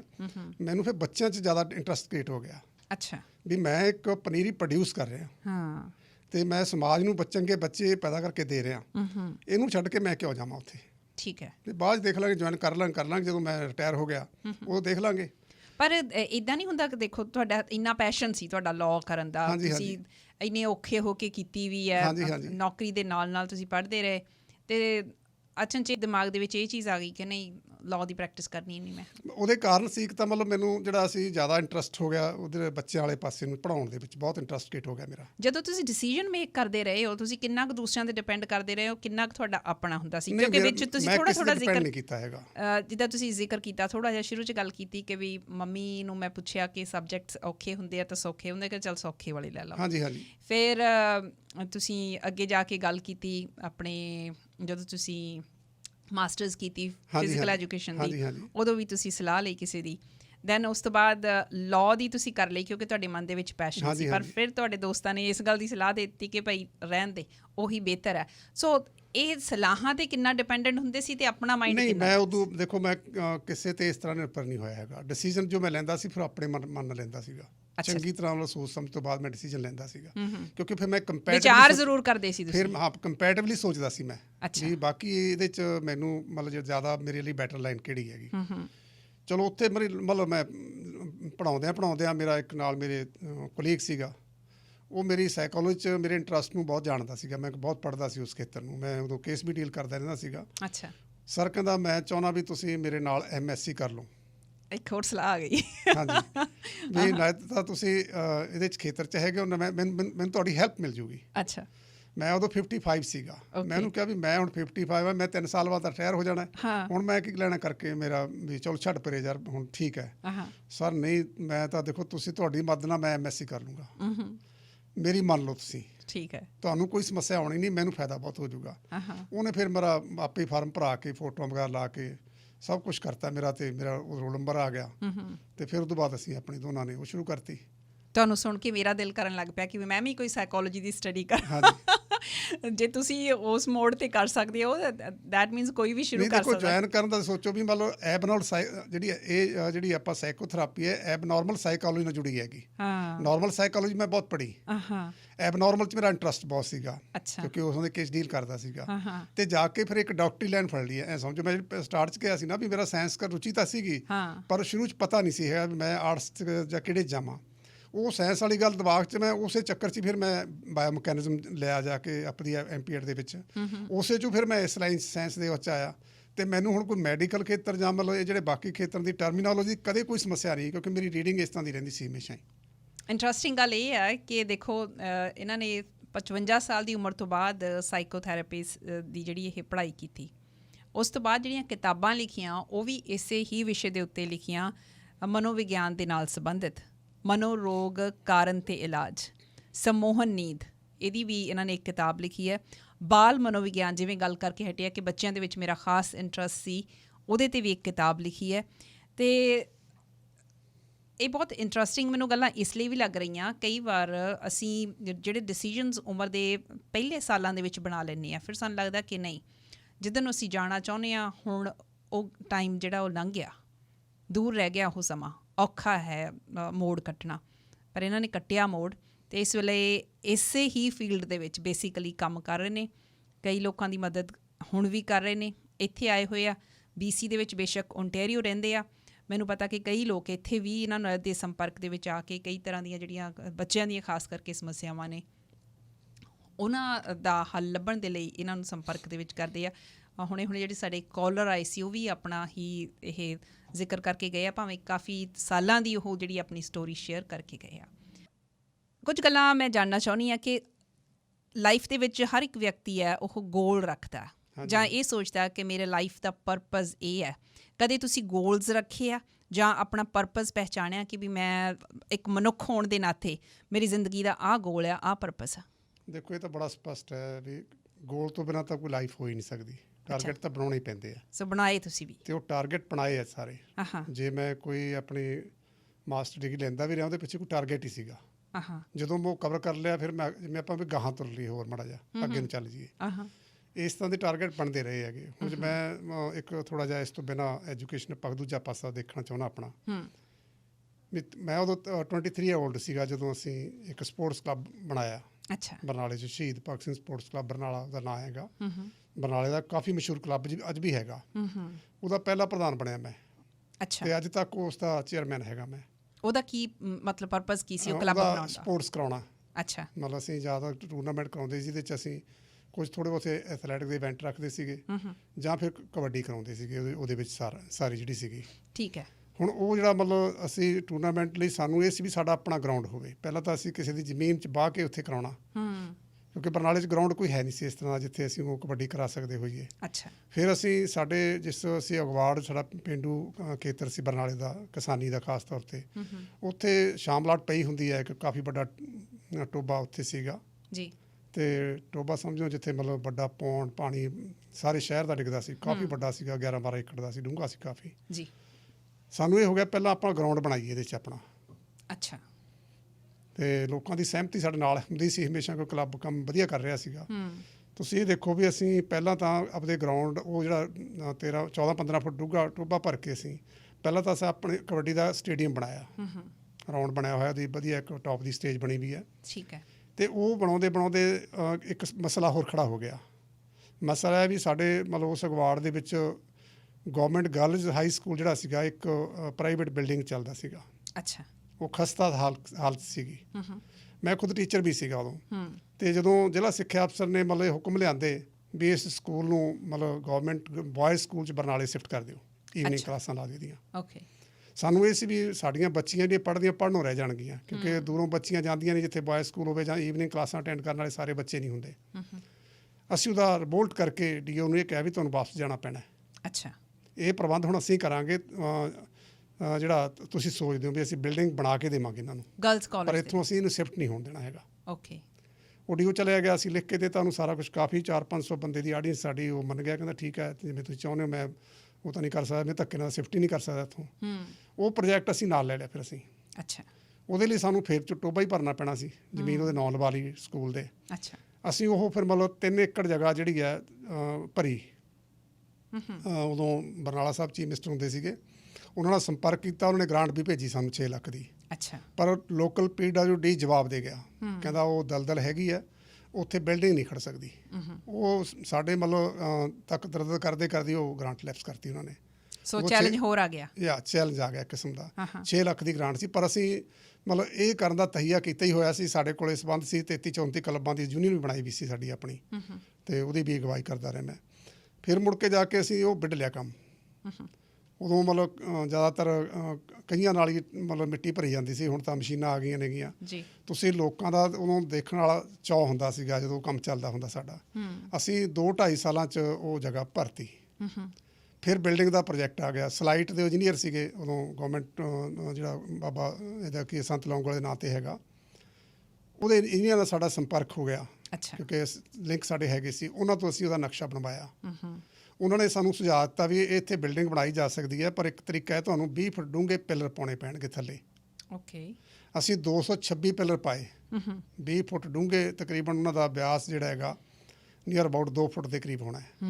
ਕਿੰਨਾ ਸੀਮੈਂਟ ਵਿੱਚ ਪੈਣਾ, ਕਿੰਨੀ ਬਾਜ ਦੇ ਸਰੀਆ ਪੈਣਾ, ਉਹਦੇ ਉੱਤੇ ਬੀਮ ਲੱਗਣੇ ਸੀਗੇ। ਅੱਛਾ। ਉੱਤੇ ਬੀਮ ਨਿਵਾ ਨਹੀਂ ਸੀ ਪੱਟਣੀਆਂ ਹੈਗੀਆਂ, ਬੀਮਾਂ ਦੇ ਉੱਤੇ ਬਿਲਡਿੰਗ ਉਸਰਨੀ ਸੀਗੀ। ਬਹੁਤ ਵੱਡਾ ਪ੍ਰੋਜੈਕਟ ਦੇਖੋ, ਸਿਰੇ ਚੜ੍ਹ ਗਿਆ। ਫਿਰ ਪਹਿਲੇ ਸਟੈਪ 'ਚ ਅਸੀਂ ਇਹੀ ਕੀਤਾ ਵੀ ਉਹਦੀ ਬਿਲਡਿੰਗ ਦਾ ਉਹ ਪਿਲਰ ਪਾ ਕੇ ਸਾਰੇ ਅਸੀਂ ਉਹਦੇ 'ਤੇ ਉਹ ਲਾਤਾ। ਫਿਰ ਅਸੀਂ ਉਹ ਤੋਂ ਬਾਅਦ ਜਾ ਕੇ ਸਾਡੇ ਕਾਂਗਰਸ ਦੇ ਉਦੋਂ ਲੀਡਰ ਸੀਗੇ ਸੋਮਦੱਤ ਜੀ, ਮਿਨਿਸਟਰ ਬਣ ਚੁੱਕੇ ਸੀ ਉਦੋਂ ਉਹਨਾਂ ਸਮਿਆਂ 'ਚ। ਅੱਛਾ। ਕਾਫੀ ਚੰਗੇ ਸੰਬੰਧ ਸੀ ਸਾਡੇ ਸਾਰੀਆਂ ਪਾਰਟੀਆਂ ਨਾਲ ਹੀ। ਤੇ ਉਹਨਾਂ ਨੂੰ ਵੀ ਕਿਹਾ ਵੀ ਤੁਸੀਂ ਵੀ ਸਾਡੀ ਮਦਦ ਕਰੋ, ਦੂਜਿਆਂ ਨੂੰ ਵੀ ਕਿਹਾ, ਕਿਉਂਕਿ ਕਿਸੇ ਨੂੰ ਅਨਾਇਡ ਨਹੀਂ ਕੀਤਾ ਅਸੀਂ। ਉਹਨਾਂ ਨੇ ਆਪਣੇ ਲੈਵਲ 'ਤੇ ਫਿਰ, ਕਿਉਂਕਿ ਸਾਡਾ ਕਲੱਬ ਦਾ ਪ੍ਰਭਾਵ ਸੋਸ਼ਲ ਬਹੁਤ ਸੀਗਾ, ਸਾਡੀ ਉਹਨਾਂ ਨੇ ਮਤਲਬ ਕਾਫੀ ਮਦਦ ਕੀਤੀ। ਸਿੰਘ ਸਭਾ ਗੁਰਦੁਆਰਾ ਸੀਗਾ, ਉਹਨੂੰ ਅਸੀਂ ਮਤਲਬ ਬੇਨਤੀ ਕੀਤੀ ਵੀ ਸਾਡੀ ਮਦਦ ਕਰੋ। ਸਾਨੂੰ 9 ਕਮਰਿਆਂ ਲਈ ਤਾਂ ਉਹਨਾਂ ਨੇ ਪੈਸੇ ਦਿੱਤੇ। ਅੱਛਾ। ਇਸ ਤਰ੍ਹਾਂ ਟੋਟਲ 34 ਕਮਰਿਆਂ ਲਈ ਸਾਡੇ ਕੋਲ ਪੈਸੇ ਆ ਗਏ। ਵਾਹ। ਫਿਰ ਅਸੀਂ ਬਿਲਡਿੰਗ ਬਿੱਟਤੀ ਉੱਥੇ, ਫਿਰ ਬਣਾਤੀ ਬਿਲਡਿੰਗ। ਅੱਛਾ। ਬਿਲਡਿੰਗ ਬਣਾ ਕੇ ਫਿਰ ਉੱਥੇ ਤੁਸੀਂ ਇਹ ਦੇਖੋ ਵੀ ਸਾਰੀ ਬਿਲਡਿੰਗ ਅਸੀਂ ਬਣਾਈ ਹੈ, ਕਲੱਬ ਨੇ ਉਹਦੀ ਅਗਵਾਈ ਦਿੱਤੀ ਹੈ, ਤੇ ਸਮਰਪਿਤ ਅਸੀਂ ਵੀ ਗੌਰਮੈਂਟ ਨੂੰ ਕਰਦੇ ਹਾਂ। ਅਸੀਂ ਆਪਣੀ ਪ੍ਰਾਈਵੇਟ ਵੀ ਚਲਾ ਸਕਦੇ ਸੀ ਵੀ ਇਹਦਾ ਚਲੋ ਲਾਹਾ ਲੈ ਲਈਏ ਅੱਗੇ ਜਾ ਕੇ। ਨੋ, ਅਸੀਂ ਸੋਚਿਆ ਵੀ ਇਹ ਬਿਲਡਿੰਗ ਜਿਹੜੀ ਹੈ ਬੱਚਿਆਂ ਨੂੰ ਸਮਰਥਿਤ ਕਰਕੇ, ਕਿਉਂਕਿ ਪੜ੍ਹਾਈ ਵਾਸਤੇ ਤਿਆਰ ਕੀਤੀ ਹੈ, ਤੇ ਸਰਕਾਰੀ ਜਿਹੜੀ ਸਕੂਲ ਨੇ ਉਹਨਾਂ 'ਚ ਪੜ੍ਹਾਈ ਦਾ +2 ਤੱਕ ਦਾ ਖਰਚਾ ਹੀ ਨਹੀਂ ਹੈਗਾ, ਤੇ ਅਸੀਂ ਉੱਥੇ ਉਹ ਸਕੂਲ ਸ਼ਿਫਟ ਕਰਤਾ। ਇਹ ਕਿੰਨਾ ਸੌਖਾ ਸੀ ਤੇ ਕਿੰਨਾ ਔਖਾ ਸੀ? ਦੇਖੋ, ਕੋਈ ਕੰਮ ਸੌਖਾ ਤਾਂ ਜਦੋਂ ਤੁਸੀਂ ਐਡਾ ਕੰਮ ਲੈ ਕੇ ਜਾਓਗੇ ਸੌਖਾ ਤਾਂ ਹੈ ਨਹੀਂ। ਜਵਾਨੀ ਦਾ ਵੱਡਾ ਪਾਰਟ ਫਿਰ ਇਸੇ ਕੰਮ 'ਚ ਲੱਗਿਆ। ਅੱਛਾ। ਤੇ ਜਿੱਥੇ ਉਹ ਸੋਸ਼ਲ ਸਰਵਿਸ ਚੱਲਦੀ ਰਹੀ ਹੈ, ਚਲੋ ਉਹ ਤਾਂ ਅਸੀਂ 2 ਪ੍ਰੋਜੈਕਟ ਪੂਰੇ ਕਰ ਲਏ, ਸਕੂਲ ਵੀ ਉਦੋਂ ਨੂੰ ਦੇਤਾ, ਪਿੱਛੇ ਗਰਾਊਂਡ ਵੀ ਸੈੱਟ ਕਰ ਲਏ ਹੋਰ, ਫਿਰ ਉਦੋਂ ਗਾਹਾਂ ਭਰ ਲਿਆ। ਤੇ ਉਦੋਂ ਬਾਅਦ ਜਾ ਕੇ ਆਪਦਾ ਗਰਾਊਂਡ ਵੀ ਅਸੀਂ ਉੱਥੇ ਆਪਦਾ ਸੈੱਟ ਕਰ ਲਿਆ। 2 ਸੰਸਥਾਵਾਂ ਤਾਂ ਬਣਾ ਲਈਆਂ, ਜਿਹਦੀ ਅਗਵਾਈ ਕਰਨ ਦਾ ਮੌਕਾ ਲੱਗਿਆ। ਤੇ ਉਹਨਾਂ ਸਮਿਆਂ 'ਚ ਹੀ ਅਸੀਂ ਫਿਰ ਮਤਲਬ 1984 ਦੇ ਵਿੱਚ ਜਦੋਂ ਸੁਸਾਇਟੀ ਬਣਾਈ ਹੈ, ਤਰਕਸ਼ੀ ਸੁਸਾਇਟੀ ਪੰਜਾਬ ਬਣਾਈ, ਮੈਂ ਉਹਦੇ ਫਾਊਂਡਰਾਂ 'ਚੋਂ ਇੱਕ ਹਾਂਗਾ। 13 ਮੈਂਬਰ ਪਹਿਲਾਂ ਅਸੀਂ ਬਣੇ ਸੀ, ਜਿਹਦੇ ਵਿੱਚ ਅਸੀਂ ਚਲਾਈ ਹੈਗੀ। ਇਹਦਾ ਆਈਡੀਆ ਕਿਵੇਂ ਆਇਆ? ਇਹ ਆਈਡੀਆ ਅਸੀਂ, ਇੱਕ ਕਿਤਾਬ ਸੀ be gone godman, be gone godman, doctor Kapoor ਦੀ ਸ਼੍ਰੀਲੰਕਨ ਸੀ ਡਾਕਟਰ, ਉਹਨਾਂ ਦੀ ਲਿਖੀ ਸੀਗੀ, ਇੰਗਲਿਸ਼ ਸੀਗੀ, ਉਹਦਾ ਅਸੀਂ ਪੰਜਾਬੀ 'ਚ ਅਨੁਵਾਦ ਕਰਤਾ ਸੀਗਾ ਆਪਦੇ ਖਰਚੇ 'ਤੇ। ਅਸੀਂ 2-3 ਜਣੇ ਨੇ ਪੇ ਕਰਕੇ ਉਹਦਾ ਖਰਚਾ ਕਿਤਾਬ ਦਾ ਦੇ ਕੇ ਅਸੀਂ ਪੰਜਾਬੀ ਅਨੁਵਾਦ ਕਰਕੇ ਉਹਦਾ ਪ੍ਰਿੰਟ ਕਰਾ ਕੇ ਸਾਡੇ ਟੀਚਰਾਂ 'ਚ ਵੰਡੀ। ਕੀ ਨਾਂ ਸੀ ਕਿਤਾਬ ਦਾ? ਉਹਦਾ ਨਾਂ ਰੱਖਿਆ ਸੀ ਦੇਵਪੁਰ ਸ਼ਾਰਗੇ। ਅੰਗਰੇਜ਼ੀ ਦੇ ਵਿੱਚ? ਅੰਗਰੇਜ਼ੀ be gone godman. Be gone godman. Okay. ਦਫਾ ਹੋ ਜੋ, ਜਾਂ ਕਹਿੰਦੇ ਦੇਵਤੇ ਹੋ ਦਫਾ ਹੋ, ਅਸੀਂ ਉਹਦਾ ਨਾਂ ਰੱਖਤਾ ਦੇਵਪੁਰ ਸ਼ਾਰਗੇ ਕਿਤਾਬ ਦਾ। ਅੱਛਾ। ਉਹ ਕਿਤਾਬ ਦੇ ਨਾਲ ਹੀ ਮਤਲਬ ਉਹ ਸਾਡੀ ਕਿਤਾਬ ਜਿਹੜੀ ਹੈ ਬੜੀ ਤੇਜ਼ੀ ਨਾਲ ਚੱਲ ਗਈ, ਵਿਕ ਗਈ ਉਹ, ਦੇਵਪੁਰ ਸ਼ਾਰਗੇ। ਹਾਂਜੀ। ਫਿਰ ਅਸੀਂ ਦੂਜੀ ਕਿਤਾਬ ਜਿਹੜੀ ਹੈ ਦੇਵਦੈਨ ਤੇ ਰੂਹਾਂ, ਡਾਕਟਰ ਕਪੂਰ ਦੀ ਦਾ ਅਨੁਵਾਦ ਕਰ ਲਿਆ, ਫਿਰ ਉਹ ਛਾਪੀ। ਬਸ ਉਹ ਤੋਂ ਆਈਡੀਆ ਆ ਗਿਆ ਸੁਸਾਇਟੀ ਬਣਾਉਣ ਦਾ। ਅੱਛਾ। ਫਿਰ ਤਰਕਸ਼ੀ ਸੁਸਾਇਟੀ ਉਦੋਂ ਬਣ ਗਈ ਸਾਡੀ, ਤੇ ਉਹ ਲੰਬਾ ਸਮਾਂ ਚੱਲਦੀ ਰਹੀ। ਹੁਣ ਸਾਨੂੰ ਦਫ਼ਤਰ ਤੋਂ ਅਸੀਂ ਟੈਂਪਰੇਰੀ, ਸਾਡਾ ਲੁਧਿਆਣੇ ਚੱਲਦਾ ਰਿਹਾ, ਪਰ ਫਿਰ ਉੱਥੇ ਸਾਨੂੰ ਇਹ ਸੀ ਵੀ ਹੁਣ ਸਾਨੂੰ ਆਪਣੀ ਬਿਲਡਿੰਗ ਲੈਣੀ ਚਾਹੀਦੀ ਹੈ, ਕੋਈ ਨਾ ਬਣਾਉਣੀ ਚਾਹੀਦੀ ਹੈ ਕੋਈ। ਇਹ ਪ੍ਰੋਜੈਕਟ ਆ ਗਿਆ, ਅਸੀਂ ਆਪਣੀਆਂ, ਸਾਡੀ 100 ਯੂਨਿਟ ਦੇ ਲਗਭਗ ਸੀਗੀ ਪੰਜਾਬ 'ਚ। ਅੱਛਾ। ਉਹਨਾਂ ਨੂੰ ਕਿਹਾ ਵੀ ਜਿਹੜਾ ਲੁਧਿਆਣੇ ਦੇ ਆਹ ਥਾਂ ਸੈਂਟਰਾਂ ਦੇ ਉੱਤੇ ਸਾਨੂੰ ਕੋਈ, ਜਾਂ ਜਿੱਥੇ ਮਤਲਬ ਆਉਣਾ ਜਾਣਾ ਸੌਖਾ ਹੋਵੇ, ਆਨ ਦੀ ਰੋਡ ਕੋਈ ਜਗ੍ਹਾ ਮਿਲੇ ਸਾਨੂੰ। ਸੋ ਥਰੂ ਆਊਟ ਪੰਜਾਬ ਜਿਹੜੇ ਇਹਦੇ ਸੈੱਲ ਹੈਗੇ ਸੀਗੇ ਸਾਰੇ ਪੰਜਾਬ 'ਚ। ਅੱਛਾ। ਬਣਾ ਚੁੱਕੇ ਸੀ ਅਸੀਂ ਸਾਰਾ ਕੁਝ। ਤੇ ਉੱਥੇ ਫਿਰ ਅਸੀਂ ਮਤਲਬ ਜਗ੍ਹਾ ਜਿਹੜੀ ਬਰਨਾਲੇ ਸਾਨੂੰ ਸੂਟੇਬਲ ਬੈਠ ਗਈ। ਸੋ ਜਿਹੜੇ ਇਹ ਲਾਈਕ ਮਾਈਂਡਡ ਲੋਕ ਸੀ, ਇਹ ਇਕੱਠੇ ਕਿੱਦਾਂ ਕੀਤੇ? ਇਕੱਠੇ ਦਾ ਦੇਖੋ ਅਸੀਂ ਜਿਉਂ ਗਾਹਾਂ ਮਤਲਬ ਟੀਚਰ ਸਾਰੇ ਟੀਚਰ ਸੀ, ਅਸੀਂ ਜਦ ਯੂਨੀਅਨਾਂ 'ਚ ਜਾਂਦੇ ਸੀ, ਮੈਂ ਖੁਦ ਆਪ ਵੀ ਸਟੇਟ ਦਾ ਮਤਲਬ ਜਿਹੜਾ ਪ੍ਰੋਜੈਕਟ ਮੈਂਬਰ ਰਿਹਾ, ਤਰਕਸ਼ੀਲ ਮੈਗ ਦੇ ਐਡੀਟਰ ਵੀ ਰਿਹਾ ਜੀ। ਲਿੰਕ ਸਾਡੇ ਹੈਗੇ ਸੀਗੇ। ਉਹਨਾਂ ਰਾਹੀਂ ਜਿਉਂ ਸੰਸਥਾਵਾਂ ਬਣਦੀਆਂ ਗਈਆਂ ਸੋਸਾਇਟੀ ਅਸੀਂ ਮਜ਼ਬੂਤ ਕਰਦੇ ਗਏ ਅਤੇ ਉਹਦੀਆਂ ਚੋਣਾਂ ਦਾ ਪੈਟਰਨ ਵੀ ਅਸੀਂ ਤੈਅ ਕਰ ਲਿਆ, ਫਿਰ ਚੋਣਾਂ ਵੀ ਹੋਣ ਲੱਗ ਗਈਆਂ। ਫਿਰ ਉਦੋਂ ਬਿਲਡਿੰਗ ਦਾ ਆ ਗਿਆ। ਫਿਰ ਉਦੋਂ ਮਤਲਬ ਜਦੋਂ ਮੈਂ ਇੱਥੇ 97 ਦੇ ਵਿੱਚ ਇੰਗਲੈਂਡ 'ਚ ਪਹਿਲਾ ਮੇਰਾ ਚੱਕਰ ਲੱਗਿਆ ਸੀਗਾ ਜੀ। ਮੈਨੂੰ ਉੱਥੇ ਇਨਵਾਈਟ ਕੀਤਾ ਗਿਆ ਸੀ ਲੈਕਚਰ ਦੇਣ ਵਾਸਤੇ। ਆਹੀ ਟੌਪਿਕ ਜਿਹੜੇ ਆਪਾਂ ਕਰਦੇ ਇਹਨਾਂ ਦੇ ਉੱਤੇ ਹੀ ਸਾਰਾ ਸੀਗਾ, ਸਾਈਕੋਲੋਜੀ ਦੇ ਤੌਰ 'ਤੇ, ਰੈਸ਼ਨਿਜ਼ਮ ਦੇ ਉੱਤੇ ਜੀ। ਅਤੇ ਉੱਥੇ ਥਰੂ ਆਊਟ ਮਤਲਬ ਸਾਰੇ ਜਿਹੜਾ UK ਹੈ, ਇਕੱਲੇ ਆਇਰਲੈਂਡ ਛੱਡ ਕੇ ਸਾਰੇ ਥਾਵਾਂ 'ਤੇ ਮੇਰੇ ਲੈਕਚਰ ਸੀ ਉਦੋਂ। ਜਦੋਂ ਮੈਂ ਉੱਥੇ ਆਇਆ ਤਾਂ ਉਹਨਾਂ ਨੇ ਇਹ ਗੱਲ ਜ਼ਰੂਰ ਰੱਖੀ ਵੀ ਅਸੀਂ ਯਾਰ ਉੱਥੇ ਕੋਈ ਦਫ਼ਤਰ ਬਣਾਉਣਾ ਚਾਹੁੰਦੇ ਹੈਗੇ। ਅੱਛਾ। ਚਲੋ ਉਹਨਾਂ ਨੇ ਮੈਨੂੰ ਉਹਨਾਂ ਸਮਿਆਂ ਦੇ ਵਿੱਚ ਤਕਰੀਬਨ 2 ਲੱਖ ਦੀ ਕਲੈਕਸ਼ਨ ਦੇਤੀ ਰੁਪਈਆਂ ਦੇ ਰੂਪ 'ਚ। ਅਤੇ ਬਰਨਾਲੇ ਅਸੀਂ ਮਤਲਬ ਸਾਡਾ ਇੱਕ ਮਤਲਬ ਖਾਸ ਮਿੱਤਰ ਸੀ ਜਿਹੜਾ ਕਾਫੀ ਵੱਡਾ ਰੀਐਲਟਰ ਸੀਗਾ। ਉਹਨੇ ਜਦੋਂ ਤਾਂ ਗੱਲ ਕੀਤੀ, ਕਹਿੰਦਾ ਜਗ੍ਹਾ ਤੁਸੀਂ ਆਪਦੀ ਲਓ, ਰਜਿਸਟਰੀ ਕਰਾਓ, ਬਿਲਡਿੰਗ ਬਣਾਓ, ਪੈਸੇ ਜਦੋਂ ਹੋਣਗੇ ਉਦੋਂ ਦੇ ਦਿਓ। ਅੱਛਾ। ਇਹ ਛੋਟੀ ਮੋਟੀ ਗੱਲ ਨਹੀਂ ਹੈਗੀ, ਮਤਲਬ ਜਿਹੜਾ ਐਡੀ ਵੱਡੀ ਕਰ ਲੈਣੀ। ਹਾਂ। ਅਤੇ ਉਸ ਨੂੰ ਕਿਹਾ ਮਤਲਬ ਮੈਂ ਇੰਗਲੈਂਡ 'ਚੋਂ ਉਦੋਂ ਮਤਲਬ ਪਹਿਲੀ ਉਹਦੇ ਨਾਲ ਗੱਲ ਕੀਤੀ ਸੀਗੀ। ਉਹਨੂੰ 2 ਲੱਖ ਰੁਪਈਆ ਅਸੀਂ ਉਹ ਰਜਿਸਟਰੀ ਕਰਾਤੀ ਸਾਨੂੰ ਉਹਨਾਂ ਨੇ। ਠੀਕ ਹੈ। 2 ਲੱਖ ਰੁਪਈਆ ਜਿਹੜਾ ਸੀਗਾ ਉਹਨੂੰ ਜਾ ਕੇ ਦੇਤਾ। ਉਸ ਤੋਂ ਬਾਅਦ ਕਿਸੇ ਨੇ ਉਹਦੇ ਕੰਨ ਭਰਤੇ ਵੀ ਇਹਨਾਂ ਕੋਲ ਪੈਸੇ ਤਾਂ ਹੈ ਨਹੀਂ ਗੇ, ਹੁਣ ਤੁਹਾਡੇ ਬਾਕੀ ਪੈਸੇ ਨਹੀਂ ਦੇ ਸਕਣੇ।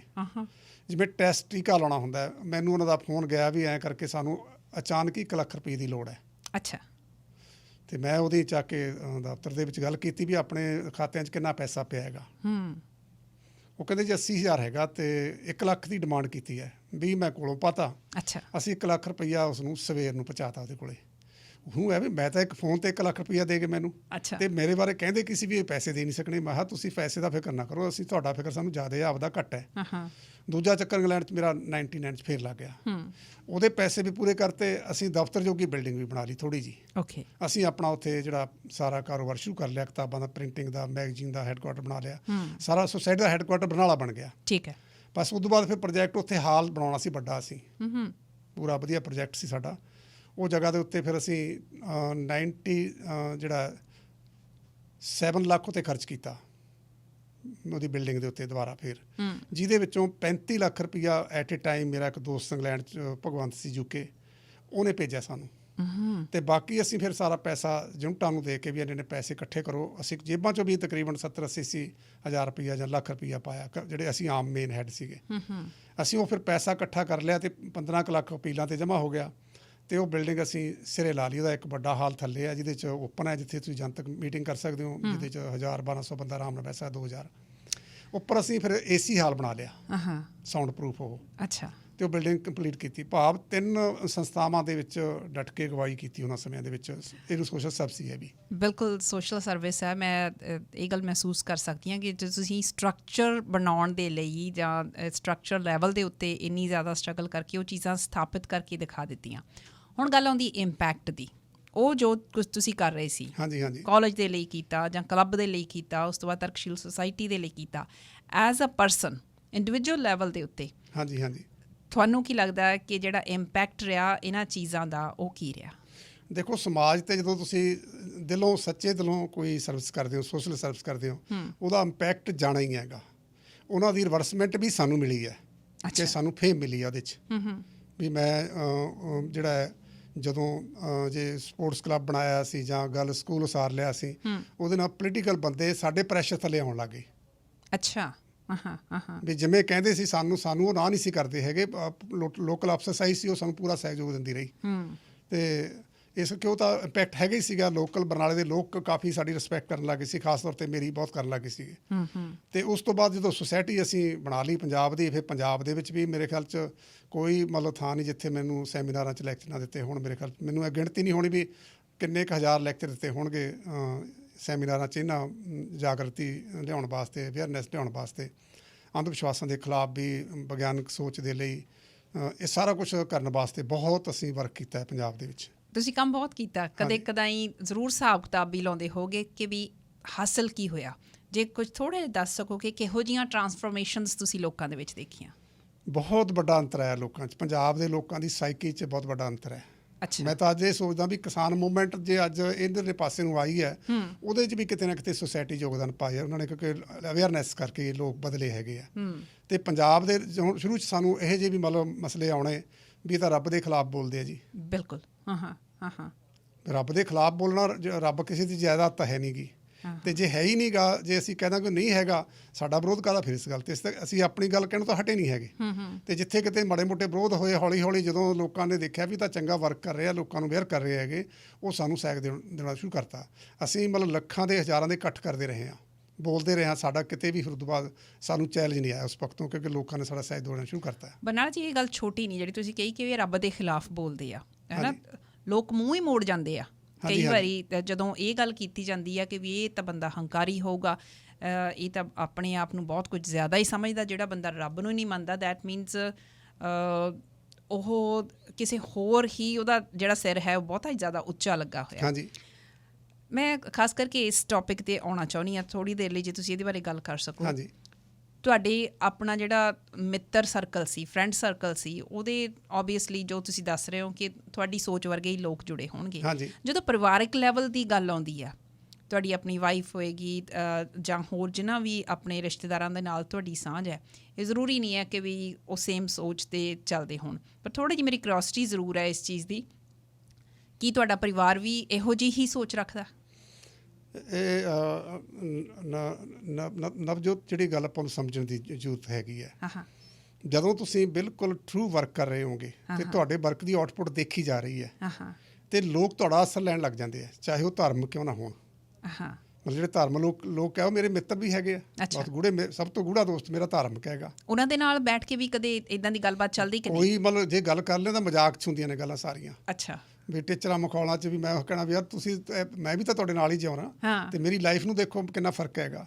ਜਿੰਨੇ ਮੇਰੇ ਰਿਸ਼ਤੇਦਾਰ ਹੈਗੇ, ਚਾਹੇ ਉਹ ਮਤਲਬ ਕੋਈ ਪਾਠ ਪੂਜਾ ਕਰਦਾ ਵੀ ਹੋਵੇ, ਪਰ ਜਦੋਂ ਉਹ ਮੇਰੀ ਉਡੀਕ ਕਰਦੇ ਆ, ਅੱਛਾ, ਵੀ ਸਾਡੇ ਕੋਲ ਅੱਜ ਜੇ ਆਏ ਤਾਂ ਸਮਾਂ ਨਿਕਲੂ ਉਹਨਾਂ ਦਾ।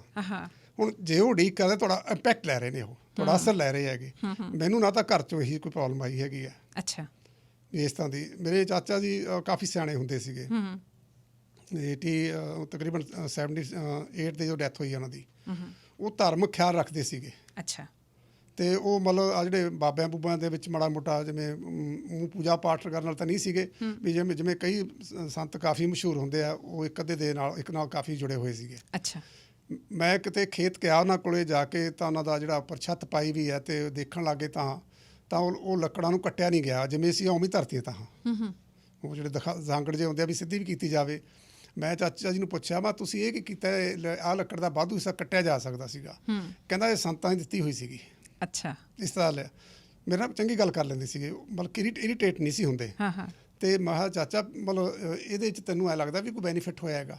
ਨਾ, ਬੈਨੀਫਿਟ ਤਾਂ ਕੋਈ ਨਹੀਂ ਹੋਇਆ ਹੈਗਾ, ਵੀ ਮੈਂ ਤੇਰੀ ਗੱਲ ਨੂੰ ਸਮਝਦਾ, ਕਹਿੰਦਾ ਠੀਕ ਹੈ ਵੀ ਚੱਲ ਹੋ ਗਿਆ, ਪਰ ਤੂੰ ਠੀਕ ਹੈ, ਐਂ ਕਹਿ ਕੇ ਸਾਡੀ ਗੱਲ ਮੁੱਕ ਜਾਂਦੀ ਸੀਗੀ। ਮਤਲਬ ਉਹਨਾਂ ਨੇ ਬੜੀਆਂ ਗੱਲਾਂ ਦੇ ਮੇਰੀ ਗੱਲ ਨੂੰ ਰਿਸਪੈਕਟ ਵੀ ਦਿੱਤੀ ਹੈ, ਮੰਨਿਆ ਉਹਨਾਂ ਨੇ ਜਾ ਕੇ। ਕਦੇ ਇੱਦਾਂ ਦੇ ਮੂਮੈਂਟਸ ਆਏ ਆ ਕਿ ਤੁਹਾਡੀ ਜਿਹੜੀ ਆਪਣੇ ਪਿਆਰਿਆਂ ਦੇ ਨਾਲ ਗੱਲ ਬਹਿਸ ਦੇ ਵਿੱਚ ਬਦਲ ਗਈ ਹੋਵੇ ਕਿ ਨਹੀਂ ਇਹ ਤਾਂ ਬੰਦਾ ਰੱਬ 'ਚ ਹੀ ਯਕੀਨ ਨਹੀਂ ਕਰਦਾ, ਇਹਦੇ ਨਾਲ ਗੱਲ ਕੀ ਕਰਨੀ? ਨਹੀਂ, ਮੈਂ ਕਦੇ ਆਪਦੇ ਵਿਚਾਰ ਨੂੰ ਕਿਸੇ 'ਤੇ ਲਾਗੂ ਕਰਨ ਦੀ ਜਿੱਦ ਨਹੀਂ ਕੀਤੀ। ਜਿਹੜੀ ਗੱਲ ਜਦੋਂ ਮਤਲਬ ਕੋਈ ਕਿਸੇ ਪੁਆਇੰਟ 'ਤੇ ਚੱਲਦੀ ਹੈ, ਉਹਨੂੰ ਫਿਰ ਉੱਥੇ ਕਹਿਣਾ ਵੀ ਦੇਖੋ ਮੈਂ ਤਾਂ ਇਸ ਤਰ੍ਹਾਂ ਸੋਚਦਾ, ਜਿਵੇਂ ਤੁਸੀਂ ਸੋਚਦੇ ਤੁਸੀਂ ਰੱਖੋ ਆਪਣੀ ਸੋਚ। ਮੈਨੂੰ ਲੱਗਦਾ ਵੀ ਜੇ ਇਹ ਸੋਚ ਮੇਰੇ ਵਾਲੀ ਤੁਹਾਡੇ ਕੋਲ ਆ ਜੇ ਤਾਂ ਤੁਸੀਂ ਜ਼ਿਆਦਾ ਗਰੋ ਕਰ ਸਕਦੇ ਹੋ, ਬੈਟਰ ਥਿੰਕਿੰਗ ਆ ਸਕਦੀ ਹੈ, ਸਟਰਗਲ 'ਚ ਵਿਸ਼ਵਾਸ ਹੋ ਸਕਦਾ ਹੈ। ਉਹ ਵਿਸ਼ਵਾਸ ਵੀ ਕਰਦੇ ਆ ਫਿਰ ਇਹਨਾਂ ਗੱਲਾਂ 'ਤੇ। ਪ੍ਰੋਫੈਸਰ ਬਰਨਾਲਾ ਦੇ ਕੋਲੋਂ ਕੁਝ ਕੁ ਗੱਲਾਂ ਮੈਂ ਹੋਰ ਜਾਣਨਾ ਚਾਹੁੰਦੀ ਹਾਂ, ਖਾਸ ਕਰਕੇ ਜਿਹੜਾ ਇਹਨਾਂ ਨੇ ਫੀਲਡ ਦੇ ਵਿੱਚ ਕੰਮ ਸ਼ੁਰੂ ਕੀਤਾ। ਉਸ ਤੋਂ ਪਹਿਲਾਂ ਆਪਣੇ ਮੈਂ ਸੁਣਨ ਵਾਲਿਆਂ ਨੂੰ ਦੱਸਦੀ ਹਾਂ ਕਿ ਤੁਹਾਡੇ ਮਨ ਦੇ ਵਿੱਚ ਕੋਈ ਸਵਾਲ ਹੈਗਾ, ਤੁਸੀਂ ਇਹਨਾਂ ਦੇ ਨਾਲ ਸਿੱਧੀ ਗੱਲਬਾਤ ਕਰਨਾ ਚਾਹੁੰਦੇ ਹੋ, 6042040600 ਸਾਡਾ ਟੈਲੀਫੋਨ ਨੰਬਰ ਹੈ, 6042040600 'ਤੇ। ਪ੍ਰੋਫੈਸਰ ਬਰਨਾਲਾ, ਤੁਸੀਂ ਪਲੀਜ਼ ਹੈੱਡਫੋਨ ਲਾ ਲਓ ਅਤੇ ਅਸੀਂ ਕੁਝ ਕਾਲਸ ਵੀ ਲੈ ਸਕਦੇ ਹਾਂ। ਸਾਡੇ ਕਾਲਰ ਸ਼ਾਮਿਲ ਹੋਏ ਨੇ, ਨਿਰਮਲ ਜੀ। ਹਾਂਜੀ ਨਿਰਮਲ ਜੀ, ਸਵਾਗਤ ਹੈ ਤੁਹਾਡਾ। ਨਵਜੋਤ, ਹਾਂਜੀ। ਮੇਰਾ ਕੁਐਸਚਨ ਵਾ, ਜਿਹੜਾ ਸਾਈਕੋਥੈਰੇਪਿਸਟ ਵਾ ਉਹ ਕਿਹੜੀ ਬਿਮਾਰੀ ਨੂੰ ਠੀਕ ਕਰਦਾ? ਤੇ ਦੂਸਰਾ ਮੈਨੂੰ ਹੈਗਾ ਵੀ ਜੇ ਕੋਈ ਰੱਬ ਨੂੰ ਕਹਿੰਦਾ ਰੱਬ ਹੈ ਜਾਂ ਨਹੀਂ ਹੈਗਾ, ਮੈਨੂੰ ਤੇ ਇਹਦੇ ਵਿੱਚ ਕੋਈ ਫਰਕ ਨਹੀਂ ਹੈਗਾ। ਤੇ ਜਦੋਂ ਇਹਨਾਂ ਨੇ ਵਿਆਹ ਕਰਾਇਆ ਸੀ, ਇਹਨਾਂ ਨੇ ਫਿਰ ਗੁਰਦੁਆਰੇ ਕਰਾਇਆ ਸੀ ਜਾਂ ਉੱਦਾਂ ਹੀ ਬਾਹਰ? ਇੰਟਰਸਟਿੰਗ। ਹਾਂਜੀ ਪ੍ਰੋਫੈਸਰ ਬਰਨਾਲਾ। ਬਹੁਤ ਵਧੀਆ ਭੈਣ ਨੇ ਸਵਾਲ ਕੀਤਾ ਹੈਗਾ ਵੀ ਕਿੱਥੇ ਕਰਾਇਆ ਸੀਗਾ। ਇਹ ਵਿਆਹ ਤਾਂ ਸਾਡਾ ਬਹੁਤ, ਹੁਣ ਮੈਂ ਇਸ ਟਾਈਮ 'ਤੇ 68 ਹਾਂ, 68 ਸਾਲ ਦਾ ਹੋ ਚੁੱਕਿਆ। ਅਤੇ ਇਹ 1981 ਦੀ ਗੱਲ ਹੈਗੀ ਹੈ ਜੀ। ਇਹ ਇੱਕ ਵਧੀਆ ਹਿਸਟਰੀ ਹੈਗੀ ਹੈ ਵੀ ਜਦੋਂ ਮਤਲਬ ਮੈਰਿਜ, ਕਿਉਂਕਿ ਅਸੀਂ ਉਦੋਂ ਇੱਕ ਸਾਡਾ ਨੌਜਵਾਨਾਂ ਦਾ ਗਰੁੱਪ ਸੀ 35-40 ਦਾ, ਸਾਰਿਆਂ ਨੇ ਮੱਥਿਆ ਸੀ ਹਾਰ ਪਾ ਕੇ ਮੈਰਿਜਾਂ ਕਰਨੀਆਂ ਨੇਗੀਆਂ, ਦਾਜ ਦਹੇਜ ਨਹੀਂ ਲੈਣਾ ਹੈਗਾ। ਅੱਛਾ। ਤੇ ਉਹਨਾਂ ਨੇ ਸਾਰਿਆਂ ਨੇ ਕੀਤਾ ਵੀ ਉਵੇਂ ਹੀ ਹੈ। ਹੂੰ ਤੇ ਆਨੰਦ ਕਾਰਜ ਵਾਲੀ ਗੱਲ ਸਾਡੇ ਦਿਮਾਗ 'ਚ ਉਦੋਂ ਨਹੀਂ ਸੀ ਹੈਗੀ। ਹੂੰ।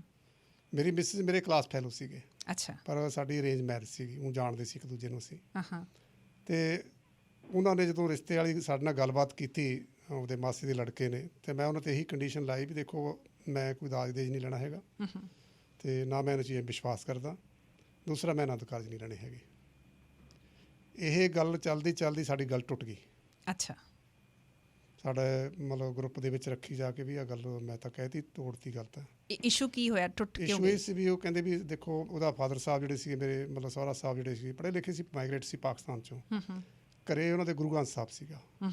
ਦੇਖੋ ਰਿਸਪੈਕਟ ਕਰਨੀ ਵੱਖਰੀ ਗੱਲ ਹੈ, ਮੈਂ ਤਾਂ ਨਹੀਂ ਵੀ ਗੁਰੂ ਸਾਹਿਬ ਦੀ ਰਿਸਪੈਕਟ ਨਹੀਂ ਕਰਦੇ, ਤਾਂ ਕਰਦੀ ਹਾਂ ਤਾਂ। ਤੇ ਪਰ ਇਹ ਆਪਣਾ ਸਾਡਾ ਮਨਸ਼ਾ ਸੀ ਸਮਾਜ ਦੇ ਵਿੱਚ ਵੀ ਅਸੀਂ ਜਿਹੜਾ ਦਾਜ ਦਾ ਰੌਲਾ ਪੈ ਰਿਹਾ ਹੈ, ਲੋਕਾਂ ਸਾਡੀਆਂ ਬੱਚਿਆਂ ਦੀ ਬਲੀ ਆਉਂਦੀ ਹੈ, ਘੱਟੋ ਘੱਟ ਅਸੀਂ ਅੱਗੇ ਆਈਏ ਇਸ ਕੰਮ ਦੇ। ਤੇ ਉਦੋਂ ਵਿੱਚ ਆ ਕੇ ਫਿਰ ਸਾਡੀ ਗੱਲ ਟੁੱਟੀ, ਦੁਬਾਰਾ ਫਿਰ ਚੱਲ ਪਈ। ਤੇ ਬਹਿ ਕੇ ਹੁਣ ਮੇਰੀ ਮਿਸਿਸ ਵੀ ਮਤਲਬ ਟੀਚਰ ਸੀ, ਮੈਂ ਵੀ ਟੀਚਰ ਸੀਗਾ, ਦੋਨੇ ਪੋਸਟ ਗ੍ਰੈਜੂਏਟ ਸੀਗੇ। ਉਹ ਕਹਿੰਦੀ ਵੀ ਦੇਖੋ ਮੈਂ ਇੱਕ ਕੋਈ ਕੁਛ ਨਾ ਕਰੋ ਚਾਹੇ, ਬਸ ਤੁਸੀਂ ਇਕੱਲੇ ਆਨੰਦ ਕਾਰਜ ਸਾਡੇ ਘਰੇ ਲੈ ਲਓ ਆ ਕੇ। ਅੱਛਾ। ਮੇਰੇ ਫਾਦਰ ਸਾਹਿਬ ਜਿਹੜੇ ਹੈਗੇ ਉਹਨਾਂ ਦੇ ਸੈੱਟ ਬੈਕ ਲੱਗਣੀ ਹੈ ਜੇ ਮੈਂ ਇਸ ਤਰ੍ਹਾਂ ਦਾ, ਜਾਂ ਤੁਸੀਂ ਕੋਈ ਉਹ ਨਹੀਂ ਕਰਦੇ ਹੈਗੇ ਕਿ ਇਹ ਮੈਰਿਜ ਤਾਂ ਕਰ ਲਾਂਗੇ, ਪਰ ਉਹ ਮਾਨਸਿਕ ਤੌਰ 'ਤੇ ਠੀਕ ਨਹੀਂ ਰਹਿਣੇ ਹੈਗੇ, ਕਿਉਂਕਿ ਘਰ ਦੇ ਵਿੱਚ ਹੀ ਆਨੰਦ ਕਾਰਜ ਹੁੰਦੇ ਸੀ, ਜਿਹੜਾ ਪੈਲਸ ਹੁੰਦੇ ਸੀ ਉਹਦੇ ਕੋਲ। ਹਾਂਜੀ ਹਾਂਜੀ। ਤੇ ਕੋਈ ਇਕੱਠ ਵੀ ਨਹੀਂ, ਅਸੀਂ ਤਾਂ 11 ਬੰਦੇ ਗਏ ਜਾ ਕੇ ਅਸੀਂ। ਚਲੋ ਮੈਂ ਇਸ ਗੱਲ 'ਤੇ ਆ ਕੇ ਫਿਰ ਕਾਫੀ ਬਹਿਸ ਤੋਂ ਬਾਅਦ 4 ਮਹੀਨਿਆਂ 'ਚ ਸਾਡੀ ਇਹ ਗੱਲ ਤੈਅ ਹੋਈ ਆ ਕੇ। ਸੋ ਫਾਈਨਲੀ ਤੁਸੀਂ ਆਨੰਦ ਕਾਰਜ ਕੀਤੇ? ਮੈਂ ਆਨੰਦ ਕਾਰ ਲੈ ਲਏ, ਦਿਲ ਰੱਖਣ ਦੇ ਲਈ ਉਹਨਾਂ ਦਾ। ਸੋਸਾਇਟੀ ਬਣੀ ਵੀ ਨਹੀਂ ਸੀ ਜਦੋਂ ਦੀਆਂ ਗੱਲਾਂ ਕਰਦੇ, ਸੋਸਾਇਟੀ ਤਾਂ 84 'ਚ ਬਣੀ ਹੈ। ਉਦੋਂ ਤਾਂ ਸਾਡੇ ਮਨ 'ਚ ਹਾਰਡ ਹੈ ਹੀ ਨਹੀਂ ਸੀ, ਨਾ ਹੀ ਅਜਿਹੀ ਜਿਹੀ ਗੱਲ ਐਡੀ ਕੋਈ ਹਾਰਡ ਸੀ, ਪਰ ਅਸੀਂ ਆਪਣੇ ਮਨ 'ਚ ਬਣਾਇਆ ਹੋਇਆ ਸੀਗਾ। ਅੱਛਾ। ਤੇ ਫਿਰ ਜਾ ਕੇ ਚਲੋ ਆਨੰਦ ਕਾਰਜ ਜਦੋਂ ਆਪਾਂ ਬੈਠੇ ਜਾ ਕੇ ਅਸੀਂ, ਤੇ ਉਹ ਹੁੰਦਾ ਵੀ ਮਨ ਦਾ ਤਾਂ ਕਿਸੇ ਪਾਸੇ ਹੋਰ ਘੁੰਮਦਾ, ਮੈਂ ਤਾਂ ਜਾ ਕੇ ਬਗੈਰ ਮੱਥਾ ਟੇਕੀ ਸਾਈਡ 'ਤੇ ਬਹਿ ਗਿਆ। ਅੱਛਾ। ਤੇ ਮੇਰੇ ਮਗਰ 11 ਬੰਦੇ ਉਹ ਵੀ ਬਹਿ ਗਏ। ਚਲ ਉਹਦੇ ਬਾਅਦ ਹੁੰਦਾ ਹੈ ਜਦੋਂ ਆਨੰਦ ਕਾਰਜ ਦੀ ਉਹ ਰਸਮ ਜੀ। ਸੋ ਤੁਸੀਂ ਅਣਮੰਨੇ ਮਨ ਦੇ ਨਾਲ ਕੀਤਾ? ਅਣਮੰਨਾ ਮਨ। ਤੇ ਉਹ ਰਸਮ ਜਦੋਂ ਹੋ ਰਹੀ ਹੈ ਤੇ ਉਹਨਾਂ ਨੂੰ ਕਿਹਾ ਵੀ ਅਸੀਂ ਚੱਕਰ ਚੁੱਕਰ ਜਾਂ ਲਾਉਣਾ ਹੈਗਾ, ਤੁਸੀਂ ਆਪਦਾ ਲਾਵਾਂ ਪੜ੍ਹ ਦਿਓ ਸਾਡੀਆਂ। ਤੇ ਉਹ ਗ੍ਰੰਥੀ ਨੇ ਲਾਵਾਂ ਪੜ੍ਹਤੀਆਂ ਤੇ ਮੈਰਿਜ ਸੰਪੰਨ ਹੋ ਗਈ। ਤੇ ਹੁਣ ਤੋਂ ਬਾਅਦ ਉਹ ਜਿਵੇਂ ਹੁੰਦੇ ਆ ਬਾਰ ਨੇ ਜੇ ਕਰਨ ਵਾਲਾ ਹੁੰਦਾ ਸਿਸਟਮ, ਜਾਂ ਵੀ ਚੱਲ ਉਹ ਪਾਉਂਦੇ ਆ ਨਾ ਆਪਣੇ ਬੈਠਿਆਂ ਦੇ ਭਾਨ ਦੀ ਸੋਤਾ, ਉਦੋਂ ਹੁਣ ਤਾਂ ਭਾਲ ਅਲੱਗ ਕਰਕੇ ਕਰਦੇ ਆ। ਤੇ ਉਸੇ ਟਾਈਮ ਤੇ ਮੈਂ ਉੱਥੋਂ ਖੜਾ ਹੋ ਗਿਆ।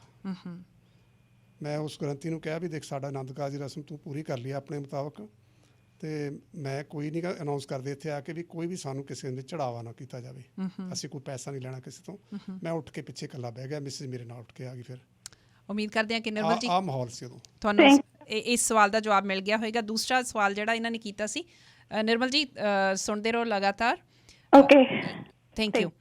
ਉਹ ਸੀ ਕਹਿੰਦੇ ਕਿ ਸਾਈਕੋਥੈਰੇਪਿਸਟ ਕਿਹੜੀਆਂ ਸਮੱਸਿਆਵਾਂ ਦਾ ਇਲਾਜ ਕਰ ਸਕਦਾ ਹੈ? ਸਾਈਕੋ ਦਾ ਮਤਲਬ ਮਨ ਹੈਗਾ, ਮਤਲਬ ਜਿਹਨੂੰ ਆਪਾਂ ਦਿਮਾਗ ਨਾਲ ਜੁੜੀਆਂ ਜਿੰਨੀਆਂ ਵੀ ਸਮੱਸਿਆਵਾਂ ਹੈਗੀਆਂ ਨੇਗੀਆਂ, ਜਿੰਨੀਆਂ ਵੀ ਉਹਦੇ 'ਚ ਪ੍ਰੋਬਲਮਾਂ ਆਉਂਦੀਆਂ ਉਹਦੇ 'ਚ, ਕਿਉਂਕਿ ਸਾਈਕੋਥੈਰੇਪੀ ਇੱਕ ਕਾਉਂਸਲਰ ਹੈਗਾ, ਕਾਉਂਸਲਿੰਗ ਕਰਦਾ ਹੈਗਾ ਵੀ ਉਹਦੇ 'ਚ ਜਿੰਨੀਆਂ ਵੀ ਕਈ ਵਾਰੀ ਹਰ ਇੱਕ ਕੋਲੇ ਪ੍ਰੋਬਲਮਾਂ, ਕੋਈ ਫਾਈਨੈਂਸ਼ੀਅਲ ਹੈਗੀਆਂ, ਕਿਸੇ ਦੀਆਂ ਸੋਸ਼ਲ ਹੈਗੀਆਂ, ਕਿਸੇ ਦੀਆਂ ਪਰਸਨਲ ਹੈਗੀਆਂ, ਉਹਨਾਂ ਦੇ ਲਈ ਉਹ ਉਹਨੂੰ ਕਾਉਂਸਲਿੰਗ ਕਰਦਾ ਵੀ ਉਹ ਕਿਵੇਂ ਆਪਣੇ ਆਪ 'ਚੋਂ ਬਾਹਰ ਨਿਕਲ ਸਕਦੀ ਹੈਗੀ। ਤੇ ਉਹਦੇ 'ਚ ਵੱਖ-ਵੱਖ ਕਿਸਮ ਦੀਆਂ ਮਤਲਬ ਬਿਮਾਰੀਆਂ ਹੈਗੀਆਂ। ਬਿਮਾਰੀਆਂ ਕਹਿੰਦੇ ਐਕਚੁਅਲੀ ਬਿਮਾਰੀਆਂ ਤਾਂ ਨਹੀਂ ਹੁੰਦੀਆਂ, ਬਿਮਾਰੀਆਂ ਤਾਂ ਕੀਟਾਣੂ ਨਾਲ ਜੁੜੀਆਂ ਜਾਂ ਵਾਇਰਸ ਜਾਂ ਉਹਦੇ ਨਾਲ ਜੁੜੀਆਂ ਹੋਣਗੀਆਂ, ਫੰਗਸ ਨਾਲ। ਇਹ ਤਾਂ ਬ੍ਰੇਨ ਦੀ ਕੈਮਿਸਟਰੀ ਹੈ ਜਿਹੜੀ ਇੰਬੈਲੈਂਸ ਹੁੰਦੀ ਹੈ, ਹੋਣ ਲੱਗ ਜਾਂਦੀ ਹੈ। ਸੋ ਜਦੋਂ ਤੁਸੀਂ ਤਰਕਸ਼ੀਲ ਸੁਸਾਇਟੀ ਵੀ ਬਣਾ ਲਈ, ਤੁਹਾਡੀ ਆਪਣੀ ਇਹ ਜਿਹੜੀ ਮਾਸਟਰਸ ਡਿਗਰੀ ਹੈ ਇਹਦੇ 'ਚ ਉਹ ਵੀ ਕੰਪਲੀਟ ਹੋ ਗਈ, ਜਦੋਂ ਤੁਸੀਂ ਐਜ਼ ਅ ਸਾਈਕੋਥੈਰੇਪਿਸਟ ਕੰਮ ਕਰਨਾ ਸ਼ੁਰੂ ਕਰ ਦਿੱਤਾ, ਫੀਲਡ ਦੇ ਵਿੱਚ ਆ ਗਏ, ਪੰਜਾਬ ਦੇ ਵਿੱਚ ਇਹ ਤੁਸੀਂ ਸਿਲਸਿਲਾ ਸ਼ੁਰੂ ਕੀਤਾ। ਹਾਂਜੀ। ਕਿਹੋ ਜਿਹੀਆਂ ਸਮੱਸਿਆਵਾਂ ਸਨ? ਇਹਨਾਂ ਨੇ ਤਾਂ ਇਹ ਕਿਹਾ ਨਾ ਵੀ ਕਿਹੋ ਜਿਹੀਆਂ ਸਮੱਸਿਆਵਾਂ ਨਾਲ ਡੀਲ ਕੀਤਾ ਜਾ ਸਕਦਾ। ਜੇ ਮੋਟੇ ਤੌਰ 'ਤੇ ਆਪਾਂ ਗਿਣਨੀਆਂ ਹੋਣ, ਕਿਹੋ ਜਿਹੇ ਕੇਸਿਸ ਸੀ ਜਿਹੜੇ ਤੁਹਾਡੇ ਸਾਹਮਣੇ? ਬੜੇ ਕਿਸਮ ਦੇ ਕੇਸਿਸ, ਕੋਈ ਪਤਾ ਕਿੰਨੇ ਕੇਸਿਸ ਹੈ। ਮਤਲਬ 7 ਸਾਲ ਤਾਂ ਮੈਂ ਮੈਂਟਲ ਹਾਊਸ ਵਿੱਚ ਵੀ ਕੰਮ ਕੀਤਾ ਐਜ਼ ਸਾਈਕੋਥੈਰੇਪਿਸਟ ਜੀ, ਪ੍ਰਿੰਸੀਪਲ। ਜਦੋਂ ਮੈਂ ਆਪਣਾ ਰਿਟਾਇਰ ਹੋਣ ਤੋਂ ਬਾਅਦ ਤੁਰੰਤ ਮੈਂ ਆ ਕੇ ਮੈਂਟਲ ਹਸਪੀਟਲ 'ਚ ਜੁਆਇਨ ਕਰ ਲਿਆ। ਮੈਨੂੰ ਡਾਕਟਰ ਜਿਹੜਾ ਕਹਿੰਦਾ ਵੀ ਤੂੰ ਮੇਰੇ ਕੋਲ ਆ, ਮੈਨੂੰ ਤੇਰੀ ਲੋੜ ਹੈਗੀ। ਉਹ ਬਰਨਾਲੇ ਮਨੋਦਸ਼ਾ ਹਸਪੀਟਲ ਹੈਗਾ, ਉਹਦੇ 'ਚ 7 ਸਾਲ ਕੰਮ ਕੀਤਾ ਮੈਂ ਜੀ। ਤੇ ਸਮੱਸਿਆਵਾਂ ਤਾਂ ਜਿਹੜੀਆਂ ਉੱਥੇ ਆਉਂਦੀਆਂ ਸੀ ਉਹ ਤਾਂ ਸਾਰੇ ਹੀ ਕਲੀਨਿਕਲ ਕਿਸਮ ਦੀਆਂ ਸਮੱਸਿਆਵਾਂ, ਜਿਵੇਂ ਕੋਈ ਨਸ਼ੇ ਜ਼ਿਆਦਾ ਕਰਦਾ ਹੈ ਉਹਨਾਂ ਦੀ ਕਾਉਂਸਲਿੰਗ ਕਰਨੀ ਹੈ, ਜਾਂ ਕੋਈ ਡਿਸਟਰਬਡ ਹੈ, ਕੋਈ ਹਿਸਟੀਰਿਕ ਹੈ ਜਿਹਨੂੰ ਮਤਲਬ ਕਨਵਰਜਨ ਦੇ ਕੇਸ ਕਹਿੰਦੇ, ਕਸਰਾਂ ਦੇ ਕੇਸ, ਉਹ ਵੀ ਡੀਲ ਕੀਤੇ ਜਾਂਦੇ ਆ ਉੱਥੇ ਸਾਰੇ। ਪਰ ਜਿਹੜਾ ਸਮਾਜ ਦੇ ਵਿੱਚ ਪਹਿਲਾਂ ਅਸੀਂ ਕੰਮ ਸ਼ੁਰੂ ਕੀਤਾ ਸਾਰਾ ਸੋਸਾਇਟੀ ਦੇ ਪੱਖ ਤੋਂ, ਉੱਥੇ ਵੀ ਅਜੀਬ ਕਿਸਮ ਦੀਆਂ ਸਮੱਸਿਆਵਾਂ ਆਈਆਂ ਨੇਗੀਆਂ। ਮੈਂ ਇੱਕ ਬਹੁਤ ਵਧੀਆ ਮੇਰੀ ਸਟੋਰੀ ਹੈ ਜਿਹੜੀ ਮੈਨੂੰ ਅੱਜ ਨਹੀਂ ਭੁੱਲੀ ਹੈਗੀ, ਕਦੇ ਵੀ ਨਾ ਭੁੱਲੇ ਉਹ। ਮੈਂ ਗੌਰਮੈਂਟ ਕਾਲਜ ਰੋਪੜ ਲੈਕਚਰ ਦੇ ਕੇ ਹਟਿਆ ਸੀਗਾ। ਅੱਛਾ। ਆਡੀਅנס ਸੀ ਆਪ ਕਾਫੀ ਵੱਡੀ ਉੱਥੇ। ਤਾਂ ਉੱਥੇ ਇੱਕ ਬਜ਼ੁਰਗ ਆਪਣੀ ਮਤਲਬ ਕੁੜੀ ਨੂੰ ਲੈ ਕੇ ਆਇਆ, 22-23 ਸਾਲ ਦੀ ਕੁੜੀ ਹੋਣੀ ਹੈ। ਉਹ ਤਾਂ ਤੁਰਿਆ ਨਹੀਂ ਜਾ ਤੇ ਰੋਂਦੀ ਆ ਰਹੀ ਹੈ। ਅੱਛਾ। ਤੇ ਮੈਂ ਲੈਕਚਰ ਦੇ ਕੇ ਜਦੋਂ ਪਾਸੇ ਹਟਿਆ ਤਾਂ ਉਹ ਮੇਰੇ ਕੋਲ ਆ ਗਏ, ਜਿਸ ਤਰ੍ਹਾਂ ਤੁਹਾਡੇ ਕੋਲ ਆਏ ਆਂਗੇ ਵੀ ਆਹ ਸਮੱਸਿਆ, ਇਹਦੇ ਕੋਈ ਸਮੱਸਿਆ ਹੈਗੀ ਆ ਵੀ ਉਹ ਟੈਕਲ ਕਰੋ। ਅੱਛਾ। ਤੇ ਮੈਂ ਵੀ ਮੇਰੇ ਬਾਰੇ ਦੱਸਿਆ, ਤੁਹਾਨੂੰ ਪਤਾ ਕਿਵੇਂ ਲੱਗਿਆ, ਤੁਸੀਂ ਕਿੱਥੋਂ ਆਏ ਹੋਗੇ? ਕਹਿੰਦੇ ਜੀ ਅਸੀਂ ਤਾਂ ਮਤਲਬ ਇੱਥੇ ਕੋਈ ਜੋਨੇਵਾਲ ਪਿੰਡ ਹੈਗਾ ਨਾਲਾਗੜ੍ਹ ਦੇ ਨਾਲ ਹੀ, ਹਿਮਾਚਲ 'ਚ ਪੈਂਦਾ ਉਹ, ਰੋਪੜ ਤੋਂ, ਵੀ ਉੱਥੇ ਇਹ ਸਾਡੇ ਨਾਲ ਤਾਂ ਬਹੁਤ ਕੁਛ ਵਾਪਰ ਗਿਆ। ਉਹ ਜੋਨਾ ਮਤਲਬ ਉੱਥੇ ਦਾ ਜਾਨਾ ਨਾਂ ਦਾ ਕੋਈ ਸਾਧ ਸੀਗਾ ਵੀ ਉਹਨੇ ਮਤਲਬ ਸਾਡੀ ਕੁੜੀ ਨਾਲ 3 ਦਿਨ ਬਲਾਤਕਾਰ ਕੀਤਾ। ਪਿਓ ਨੂੰ ਨਹੀਂ ਪਤਾ ਇਸ ਗੱਲ ਦਾ, ਕੁੜੀ ਨੇ ਦੱਸੇ ਸਾਰੀ ਕਹਾਣੀ ਮੈਨੂੰ, ਮੈਂ ਤਾਂ ਉੱਥੋਂ ਆ ਰਹੀ ਹਾਂ, ਆਹ ਕੁਛ ਮੇਰੇ ਨਾਲ ਵਾਪਰ ਚੁੱਕਿਆ। ਅਤੇ ਮੇਰੇ ਅੰਦਰ ਬਹੁਤ ਪੇਨ ਹੈ ਇਸ ਟਾਈਮ 'ਤੇ। ਅਤੇ ਜਦੋਂ ਮੈਂ ਉਹਦੇ ਨਾਲ ਗੱਲ ਕਰਨੀ ਚਾਹੀ, ਮੈਨੂੰ ਉਹ ਕੀ ਕਹਿ ਰਹੀ ਹੈ, ਇਹ ਸਾਰੀ ਇਹੋ ਜਿਹੇ ਵਿੱਚ ਤੂੰ ਵੀ ਇਹੋ ਜਿਹੀ ਹੋਵੇਂਗਾ। ਅੱਛਾ, ਉਹਦਾ ਵਿਸ਼ਵਾਸ ਚੁੱਕਿਆ ਗਿਆ। ਤੂੰ ਵੀ ਕੁਛ ਕਰੇਗਾ ਜਿਹੜਾ ਉਹਨਾਂ ਨੇ ਕੀਤਾ ਹੈਗਾ। ਸੋ ਵਿਸ਼ਵਾਸ ਚੁੱਕਿਆ ਗਿਆ, ਕਿਉਂਕਿ ਉਹਨੂੰ ਇਹ ਵੀ ਬਾਬਾ ਹੋਣਾ ਸ਼ਾਇਦ। ਜਦੋਂ ਮੈਂ ਦੱਸਿਆ you are just like my sister, ਅਤੇ ਮੈਂ ਇੱਕ ਇਸੇ ਕੰਮ ਦਾ ਡਾਕਟਰ ਹਾਂ, ਸਾਈਕੋਥੈਰਾਪਿਸਟ ਹਾਂ, ਮੈਂ ਤਾਂ ਤੇਰੀ ਮਦਦ ਕਰ ਸਕਦਾ ਜੇ ਤੂੰ ਪ੍ਰੋਬਲਮ ਮੇਰੇ ਨਾਲ ਮਤਲਬ ਸਾਂਝੀ ਕਰੇਗੀ ਆਪਣੀ। ਉਹਨੇ ਜੀ ਉਹ ਫਿਰ ਮੇਰੀ ਗੱਲ 'ਤੇ ਆ ਗਈ। ਮੈਂ 2 ਕੁਰਸੀਆਂ ਗਰਾਊਂਡ 'ਚ ਵੱਖਰੀਆਂ ਮੰਗਾ ਕੇ ਬਹਾ ਲਿਆ, ਉਹਨੇ ਸਾਰੀ ਮੈਨੂੰ ਹਿਸਟਰੀ ਦਿੱਤੀ ਆਪਣੀ। ਫਿਰ ਮੈਂ ਉਹਦੇ ਫਾਦਰ ਨੂੰ ਬੁਲਾ ਕੇ ਕਿਹਾ ਵੀ ਇਹਨੂੰ ਹੁਣੀ ਜਾ ਕੇ ਐਡਮਿਟ ਕਰਾ ਦਿਓ। ਅੱਛਾ। ਵੀ ਬਹੁਤ ਸੀਰੀਅਸ ਸਥਿਤੀ ਹੈ ਇਹਦੀ। ਉਹਨਾਂ ਨੇ ਜਾ ਕੇ ਹੌਸਪੀਟਲ 'ਚ ਉੱਥੇ ਜਾ ਕੇ ਐਡਮਿਟ ਕਰਾਇਆ, ਫਿਰ ਜਿੱਥੇ ਕਰਾਉਣਾ ਸੀ। ਮੈਂ ਉਹ ਕੁੜੀ ਦੀ ਕਾਉਂਸਲਿੰਗ ਕੀਤੀ ਕਾਫੀ। ਉਹਦੇ ਦਿਮਾਗ 'ਚ ਇਹ ਗੱਲ ਭਾਰੂ ਹੋ ਗਈ ਵੀ ਮੇਰੇ ਨਾਲ ਇੰਨਾ ਕੁਛ ਹੋ ਚੁੱਕਿਆ ਹੈਗਾ, ਮੇਰੇ ਘਰ ਵਾਲਾ ਮੈਨੂੰ ਐਕਸੈਪਟ ਕਿਵੇਂ ਕਰੂਗਾ। ਅੱਛਾ। ਵੀ ਜੀ ਉਹਨੂੰ ਪਤਾ ਲੱਗ ਗਿਆ। ਮੈਂ ਕਿਹਾ ਬੇਟੀ ਮਤਲਬ ਹੋਰ ਤਾਂ ਕਿਸੇ ਨੂੰ ਪਤਾ ਨਹੀਂ ਹੈਗਾ, ਤੇਰੇ ਫਾਦਰ ਨੂੰ ਨਹੀਂ ਤਾਂ ਪਤਾ ਲੱਗਿਆ, ਤੂੰ ਲੁਕੋ ਕੇ ਰੱਖਿਆ ਆਪਣੀ ਸਾਰੀ ਕਹਾਣੀ ਨੂੰ, ਹੁਣ ਤੂੰ ਚਲੋ ਇਹਨੂੰ ਲੁਕੋ ਕੇ ਹੀ ਰੱਖ, ਵੀ ਗਾਹਾਂ ਦੱਸ ਹੀ ਨਾ ਜਾ ਕੇ ਵੀ ਤੇਰੇ ਨਾਲ ਵਾਪਰਿਆ ਕੀ ਹੈ, ਤੂੰ ਇਹਦਾ ਇਲਾਜ ਕਰਾ ਆਪਣਾ ਜਾ ਕੇ। ਅਤੇ ਫਿਰ ਮੈਂ ਉਹਦੀ ਕਾਉਂਸਲਿੰਗ 'ਤੇ ਲਾਇਆ, ਘੰਟਾ ਸਵਾ ਘੰਟਾ ਲਾਇਆ। ਉਹ ਕੁੜੀ ਜਾ ਕੇ ਊਨੇ ਦੇ ਹੌਸਪੀਟਲ 'ਚ ਐਡਮਿਟ ਰਹੀ 20 ਦਿਨ। ਮੈਂ ਮੈਨੂੰ ਆਪਣੀ ਸਟੋਰੀ ਸਾਰੀ ਫਿਰ ਲਿਖੀ ਤੂੰ। ਅੱਛਾ। ਉਹ ਤੋਂ ਬਾਅਦ ਜਾ ਕੇ ਉਹ ਕਾਫੀ ਉਹਨੇ ਮੇਰੇ ਮੁਤਾਬਕ ਚੱਲ ਕੇ, ਪੜ੍ਹੀ ਲਿਖੀ ਕੁੜੀ ਸੀਗੀ, ਉਹਨੇ ਚੇਂਜ ਕੀਤਾ। ਚੇਂਜ ਕਰਨ ਤੋਂ ਬਾਅਦ ਹੌਸਪੀਟਲ 'ਚ ਉਹਦਾ 20 ਦਿਨ ਲਾ ਚੱਲਿਆ। ਜਦੋਂ ਨੋਰਮਲ ਹੋ ਗਈ ਤਾਂ ਉਹ ਮੈਨੂੰ ਇੱਕ ਚਿੱਠੀ ਲਿਖਦੀ ਹੈ। ਅੱਛਾ। ਉਹ ਚਿੱਠੀ ਅੱਜ ਮੇਰੇ ਰਿਕਾਰਡ 'ਚ ਪਈ ਹੈ, 4 ਪੇਜਾਂ ਦੀ ਚਿੱਠੀ ਹੈ, ਹਿੰਦੀ 'ਚ ਲਿਖੀ ਉਹਨੇ ਸਾਰੀ ਚਿੱਠੀ। ਉਹਦੇ 'ਚ ਕੀ ਲਿਖਦੀ ਆ ਵੀ ਤੁਸੀਂ ਤਾਂ ਮੈਨੂੰ ਐਂ ਲੱਗਦੇ ਹੋ ਵੀ ਗੁਰੂ ਗੋਬਿੰਦ ਸਿੰਘ ਹੋਵੋਗੇ, ਤੁਸੀਂ ਤਾਂ ਮਤਲਬ ਦੱਸ ਨਹੀਂ ਰਹੇ ਹੈਗੇ। ਮੈਂ ਉਹਨੂੰ ਚਿੱਠੀ ਲਿਖਿਆ ਵੀ ਇਹ ਚੀਜ਼ਾਂ ਮੇਰੇ ਨਾਲ ਜੋੜਨ ਦੀ ਜ਼ਰੂਰਤ ਨਹੀਂ ਹੈ, ਮੈਂ ਕੋਈ ਇਸ ਤਰ੍ਹਾਂ ਦਾ ਸਾਧ ਸੰਤ ਨਾ ਜਾਂ ਉਸ ਤਰ੍ਹਾਂ ਦੀ ਮਤਲਬ ਕੋਈ ਸ਼ਖਸੀਅਤ ਨਹੀਂ ਹੈਗਾ। ਮੈਂ ਤਾਂ ਜਸਟ ਲਾਈਕ ਤੈਨੂੰ ਇੱਕ ਭੈਣ ਦੇ ਤੌਰ 'ਤੇ ਡੀਲ ਕੀਤਾ ਹੈਗਾ, ਤੂੰ ਮੈਨੂੰ ਉਵੇਂ ਸਮਝ, ਮੈਂ ਤਾਂ ਤੇਰੇ 'ਚ ਸਟਰਗਲ ਦੀ ਇੱਕ ਕਣੀ ਭਰੀ ਹੈਗੀ ਵੀ ਸਟਰਗਲ ਤੋਂ ਬਿਨਾਂ ਲਾਈਫ ਨਹੀਂ ਹੈਗੀ। ਉਹ ਜੀ ਉਹਨੇ ਮਤਲਬ ਤੋਂ ਬਾਅਦ ਉਹ ਚਿੱਠੀ ਦਾ ਮਤਲਬ ਮੁੜ ਕੇ ਫਿਰ ਉਹਦੇ ਸਾਲ ਬਾਅਦ ਉਹਦੇ ਇੱਕ ਬੇਟਾ ਹੋ ਗਿਆ। ਅੱਛਾ। ਉਹ ਬੇਟਾ ਹੋਣ ਤੋਂ ਬਾਅਦ ਮੈਨੂੰ ਫਿਰ ਚਿੱਠੀ ਲਿਖਦੀ ਹੈ ਵੀ ਅੱਜ ਮੈਂ ਪੂਰੀ ਕਾਇਮ ਆ ਗਈ, ਮੇਰੀ ਜੌਬ ਵੀ ਮੇਰੇ ਕੋਲ ਹੈਗੀ ਆ, ਮੈਂ ਖੁਸ਼ ਹਾਂ ਤੁਹਾਡੇ ਉਸ ਤੋਂ ਬਾਅਦ ਮੇਰਾ ਪਿਓ ਵੀ ਜਿਵੇਂ ਤੁਸੀਂ ਉਹਨੂੰ ਗਾਈਡ ਕੀਤਾ ਉਵੇਂ ਚੱਲਿਆ, ਮੈਨੂੰ ਹੁਣ ਕਿਸੇ ਪਾਸੇ ਨਹੀਂ ਲੈ ਗਏ ਥਾਵਾਂ 'ਤੇ ਜਿਹੜੇ ਮੈਨੂੰ ਪਹਿਲਾਂ ਪ੍ਰੋਬਲਮ ਆਉਂਦੀਆਂ ਸਟੀਰਿਕ ਹੁੰਦੀ ਸੀ, ਹੁਣ ਮੈਂ ਬਿਲਕੁਲ ਨੋਰਮਲ ਆਂਗੀ। ਅਤੇ ਇਹ ਤੁਹਾਡੀ ਕਿਰਪਾ ਨਾਲ ਹੋਇਆ। ਜਿਵੇਂ ਆਮ ਕਹਿੰਦੇ ਵੀ ਸਾਧ ਕਿਸੇ ਨੂੰ ਕੋਈ ਕਰਾਮਾਤ ਕਰਨ ਦੇ ਆ, ਮੈਨੂੰ ਕਿਹਾ ਨਹੀਂ ਕਰਾਮਾਤ ਨਹੀਂ, ਇਹ ਤਾਂ ਤੁਹਾਡਾ ਆਪਣਾ ਹੈ। ਅਤੇ ਤੂੰ ਆਪਣੇ ਆਪ ਨੂੰ ਮੋੜ ਇਸ ਸਾਈਡ ਤੋਂ, ਤੈਨੂੰ ਸੋਚਣ ਦੀ ਆਦਤ ਬਦਲ ਦੇਣੀ ਚਾਹੀਦੀ ਆਪਣੀ, ਜਿਵੇਂ ਮੈਂ ਕਹਿੰਦਾ ਉਸ ਤਰ੍ਹਾਂ ਸੋਚਣ ਦੀ ਆਦਤ ਪਾ। ਹੁਣ ਉਹ ਆਪਣੀ ਜ਼ਿੰਦਗੀ ਸਫਲ ਹੋ ਗਈ ਹੈ, ਉਹਦੇ ਲੈਟਰ ਮੇਰੇ ਕੋਲ ਪਏ ਹੈ।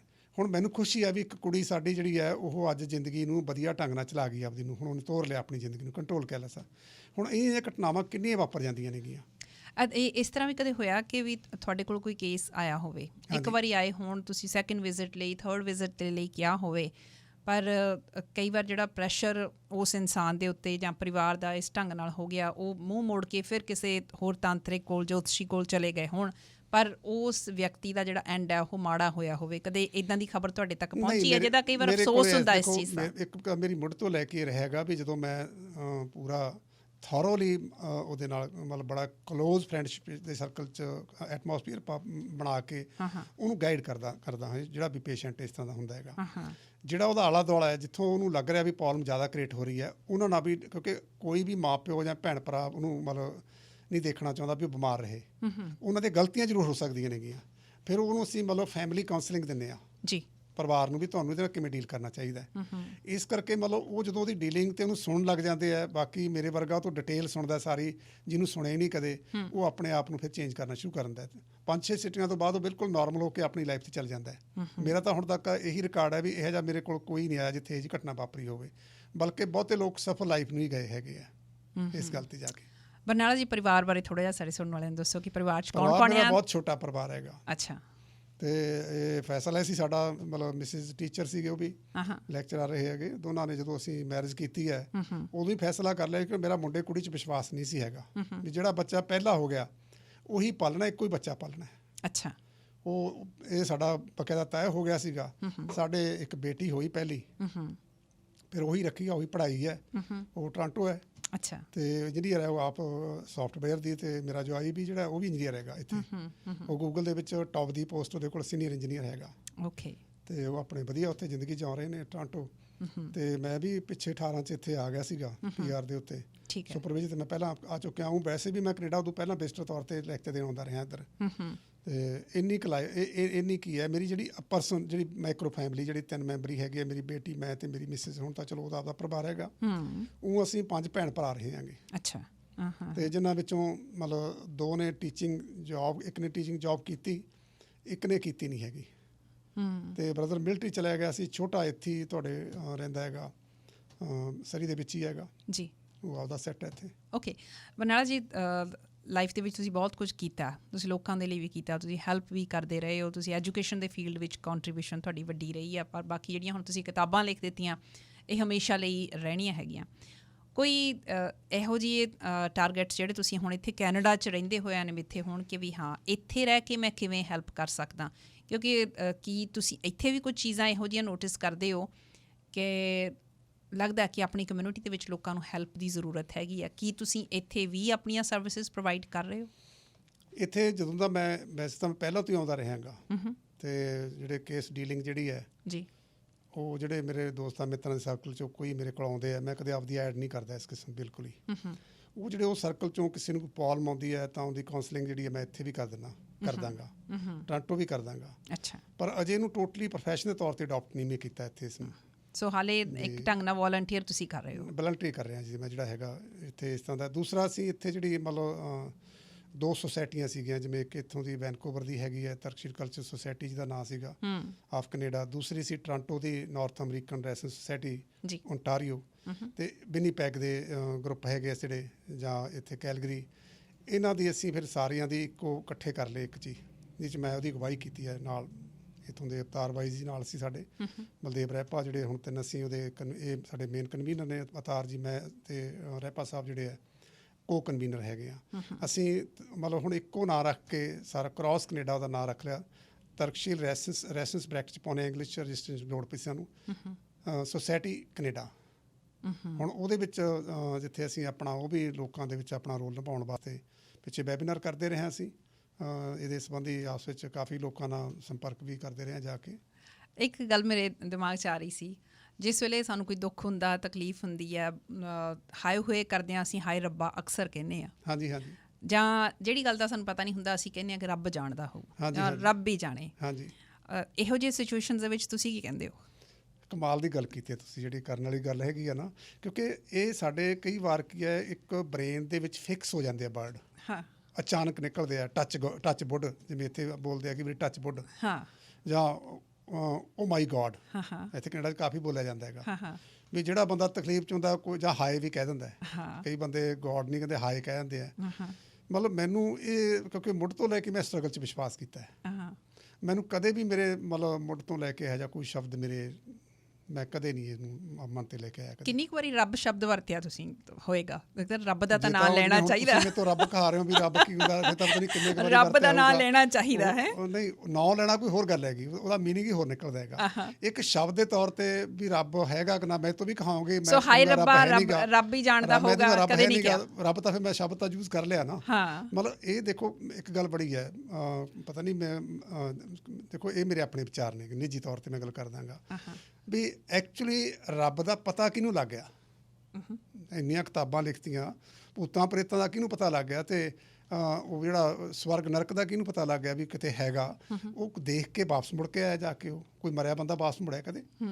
ਫਿਰ ਤਾਂ ਕਹਿ ਦੀ ਵੀ ਉਹ ਜਾ ਕੇ ਮੁੜ ਕੇ ਦੁਬਾਰਾ ਵਾਪਸ ਆ ਗਿਆ, ਉਹ ਦੱਸ ਰਿਹਾ ਸਾਰਾ ਕੁਛ ਉੱਥੇ ਕੀ ਹੈਗਾ। ਹੁਣ ਚਲੋ ਸਵਰਗ ਦੀ ਲਾਲਚ ਨਹੀਂ ਜਿਹੜਾ ਕਿਹਾ ਜਾਂਦਾ ਹੈਗਾ, ਫੇਕ ਸਾਰਾ ਕੁਛ ਹੈਗਾ। ਜੇ ਤਾਂ ਅਸੀਂ ਗੋਰਿਆਂ ਦੇਸ਼ਾਂ 'ਚ ਬੈਠੇ ਹਾਂ, ਇੱਥੇ ਬਰਫ਼ ਤੋਂ ਅੱਕੇ ਹੁੰਦੇ ਆ ਲੋਕ, ਬਹੁਤ ਬਰਫ਼ ਪੈਂਦੀ ਹੈ, ਜਿੱਥੇ ਕੋਲਡ ਕੰਟਰੀ ਜ਼ਿਆਦਾ ਠੰਡੇ ਹੈ, ਉੱਥੇ ਮਤਲਬ ਉਹਨਾਂ ਨੂੰ ਨਰਕ ਹੀ ਲੱਗਦਾ ਵੀ ਉੱਥੇ ਬਰਫ਼ ਹੀ ਬਰਫ਼ ਹੈਗੀ। ਜਦੋਂ ਤੁਸੀਂ ਇੰਡੀਆ ਵਿੱਚ ਗਰਮ ਮੁਲਕ ਚਲੇ ਜਾਂਦੇ, ਜਦੋਂ ਗਰਮੀ ਪੈਂਦੀ ਹੈ ਉੱਥੇ ਕਹਿਣਗੇ ਤਾਂ ਉੱਥੇ ਅੱਗ ਹੀ ਅੱਗ ਹੈ। ਨਰਕ ਦੇ ਵਿੱਚ। ਆਹਾ ਮਤਲਬ ਕਨਸੈਪਟ ਆਪਣੇ ਕੋਲ ਹੀ ਬਣਾਇਆ ਹੋਇਆ ਹੈ, ਪਰ ਇਹ ਸਾਰਾ ਕਲਪਤ ਹੈਗਾ। ਹੁਣ ਇਹਨਾਂ ਤੇ ਜਦੋਂ ਪ੍ਰੂਫ ਹੀ ਨਹੀਂ, ਕੋਈ ਵਿਸ਼ਵਾਸ ਕਰ ਕਿਵੇਂ ਲਈਏ ਅਸੀਂ? ਜਿਹੜੇ ਕਰਨ ਲੱਗੇ ਵੇ ਆ ਉਹਨਾਂ ਦੇ ਦਿਮਾਗ ਫਿਕਸ ਕਰਤੇ ਆ ਵੀ ਉਹ ਜਿਵੇਂ ਆਈ ਓ ਮਾਈ ਗੋਡ ਕਹਿਤਾ, ਓਮ ਜੀ ਕਹਿਤਾ, ਜਾਂ ਕਿਸੇ ਨੇ ਹਾਏ ਰੱਬਾ ਕਹਿਤਾ। ਮਤਲਬ ਉਹ ਅਸਲ ਕੀ ਆ, ਪੀੜ੍ਹੀ ਦਰ ਪੀੜ੍ਹੀ ਜਦੋਂ ਅਸੀਂ ਗਾਹਾਂ ਦੀ ਗਾਹਾਂ ਕਿਸੇ ਵਰਡ ਨੂੰ ਸਾਡੇ ਦਿਮਾਗ 'ਚ ਬੱਚਿਆਂ ਤੋਂ ਪਾਉਣਾ ਸ਼ੁਰੂ ਕਰ ਦਿੰਦੇ ਆ, ਆਦਤਾਂ ਸਾਨੂੰ ਤੋੜਨੀਆਂ ਮੁਸ਼ਕਿਲ ਹੋਈਆਂ ਹੋਣਗੀਆਂ ਬਹੁਤ। ਜਦੋਂ 10ਵੀਂ ਤੱਕ ਤਾਂ ਮੇਰੇ ਮਨ 'ਚ ਵੀ ਕੋਈ ਇਹੋ ਜਿਹੀ ਗੱਲ ਹੈ ਨਹੀਂ ਸੀਗੀ। ਹੌਲੀ ਹੌਲੀ ਗਰੋ ਕੀਤੀ ਹੈ। ਕਿਹੜਾ ਮੈਂ ਜਨਮ ਤੋਂ ਹੀ ਨਾਸਤਕ ਸੀ ਜਾਂ ਇਹੋ ਜਿਹਾ ਖਿਆਲ ਦਿਮਾਗ ਰੈਸਨੈਸ ਸੀਗਾ। ਮਤਲਬ ਉਹ ਗਰੋ ਕੀਤੀਆਂ ਨੇ, ਹਾਲਾਤਾਂ ਨੇ ਗਰੋ ਕੀਤੀਆਂ ਨੇਗੀਆਂ। ਹੁਣ ਮੈਂ ਇੱਥੇ ਇੱਕ ਤੁਹਾਡੀ ਇੱਥੋਂ ਦੀ ਕਿਤਾਬ ਹੈ, ਪੰਜਾਬੀ 'ਚ ਹੈਗੀ ਉਹ, ਅੰਕਲ ਟੌਮ ਦੀ ਝੋਪੜੀ, ਪੰਜਾਬੀ 'ਚ ਅਨੁਵਾਦ ਹੈਗਾ, ਇੰਗਲਿਸ਼ ਦੀ ਕਿਤਾਬ ਹੈ ਉਹ। ਅੱਛਾ। ਉਹ ਕਿਤਾਬ ਜਿਹੜੇ ਇੱਥੋਂ ਦੇ ਸਾਡੇ ਬਲੈਕ ਲੋਕ ਹੈਗੇ ਆ, ਉਹਨਾਂ ਦੇ ਲਾਈਫ ਨਾਲ ਰਿਲੇਟਡ ਹੈ। ਉਹਨਾਂ ਨਾਲ ਕਿਵੇਂ ਗੁਲਾਮੀ 'ਚ ਕਰਦੇ ਰਹੇ ਆ, ਉਹਨਾਂ ਤੇ ਸਵਾਲ ਹੁੰਦੇ ਰਹੇ ਆ ਵੀ ਉਹ ਸੋਚਦੇ ਆ ਵੀ ਸਾਨੂੰ ਇਸੇ ਕੰਮ ਵਾਸਤੇ ਹੀ ਭੇਜਿਆ ਕਿ ਬਾਈਬਲ 'ਚ ਲਿਖਿਆ ਜੀ ਕਿ ਜਿਹੜੇ ਨੀਗਰੋ ਜਾਏ ਲੋਕ ਨੇਗੇ, ਇਹ ਤਾਂ ਗੁਲਾਮ ਬਣਨ ਵਾਸਤੇ ਆਏ ਹੋਏ ਨੇਗੇ। ਉਹ ਜਦੋਂ ਪੜ੍ਹਦਾ ਜਾ ਕੇ ਵੀ ਉਹਦੇ 'ਚ ਕੁਐਸਚਨ ਉੱਠਦੇ ਆ ਬਹੁਤ, ਵੀ ਹੈ ਕਿਤੇ ਇਹੋ ਜਿਹਾ ਕੁਛ ਵੀ ਇੰਨੀ ਗਰੀਬੀ ਫੈਲ ਜੇ, ਲੋਕ ਭੁੱਖੇ ਮਰਦੇ ਹੋਣ, ਅਤੇ ਉਹ ਕਿਤੇ ਜਾਗਦਾ ਹੋਵੇ, ਜੇ ਹੋਵੇ ਜਾਗੇ ਤਾਂ ਜੇ ਹੋਵੇ। ਪਰ ਉਹ ਕਲਪਨਾ ਦਾ ਪਾਰਟ ਹੈ ਸਾਡੀ ਦਾ, ਹੋਰ ਕੁਛ ਨਹੀਂ। ਓਕੇ, ਸਮਾਂ ਬਹੁਤ ਥੋੜ੍ਹਾ, ਮੇਰੇ ਕੋਲ 1 ਮਿੰਟ ਬਾਕੀ ਰਹਿ ਗਿਆ। ਹਾਂਜੀ ਹਾਂਜੀ। ਆਮ ਕਰਕੇ ਇਹ ਆ ਕਿ ਵੀ ਜਦੋਂ ਅਸੀਂ ਰੱਬ ਦਾ ਨਾਂ ਲੈਂਦੇ ਹਾਂ, ਅਸੀਂ ਪਾਠ ਪੂਜਾ ਕਰਦੇ ਹਾਂ, ਅਸੀਂ ਸਵੇਰ ਨੂੰ ਕਰਦੇ ਹਾਂ, ਅਸੀਂ ਸ਼ਾਮ ਨੂੰ ਕਰਦੇ ਹਾਂ, ਕਿ ਵੀ ਉਹ ਸਾਡੀ ਐਨਰਜੀ ਦਾ ਸੋਰਸ ਹੈਗਾ। ਹਾਂਜੀ ਹਾਂਜੀ। ਤੁਸੀਂ ਕੀ ਸਮਝਦੇ ਹੋ ਕਿ ਤੁਹਾਡੀ ਇਸ ਐਨਰਜੀ ਦਾ ਇੰਨਾ ਕੰਮ ਕੀਤਾ? ਕਿਵੇਂ ਕਹਿ ਦਈਏ ਐਨਰਜੀ ਦਾ ਸੋਰਸ ਹੈ, ਬ੍ਰੇਨ ਹੈ। ਤੁਹਾਡੀ ਐਨਰਜੀ ਕਿੱਥੋਂ ਆਉਂਦੀ ਹੈ? ਨਹੀਂ, ਦੇਖੋ ਬੜਾ ਸਪਸ਼ਟ ਹੈ ਇਹ।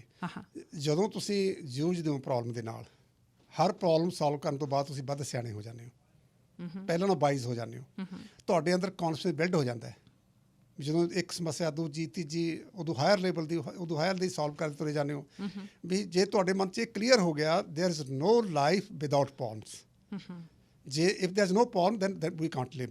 ਜੇ ਇਹ ਪੱਕੀ ਹੋ ਗਈ ਹੈ ਤਾਂ એનર્ਜੀ ਇਹ ਪੇ ਸਟਰਗਲ ਤਾਂ ਕਰਨਾ ਹੀ ਪੈਣਾ, ਅਤੇ ਸਟਰਗਲ ਕਰਕੇ ਹੀ ਤੁਸੀਂ ਮਤਲਬ ਕੁਛ ਪ੍ਰਾਪਤੀਆਂ ਕਰ ਸਕਦੇ ਹੋ। ਜੇ ਵੱਡੀਆਂ ਸੰਸਥਾਵਾਂ 'ਚ ਵਿਚਰਨਾ, ਉੱਚੀਆਂ ਥਾਵਾਂ 'ਤੇ ਜਾਣਾ ਹੈ, ਸੰਸਥਾਵਾਂ 'ਚ ਵਿਚਰਨਾ ਹੈ, ਤਾਂ ਸਟਰਗਲ ਮਸਟ ਹੈ।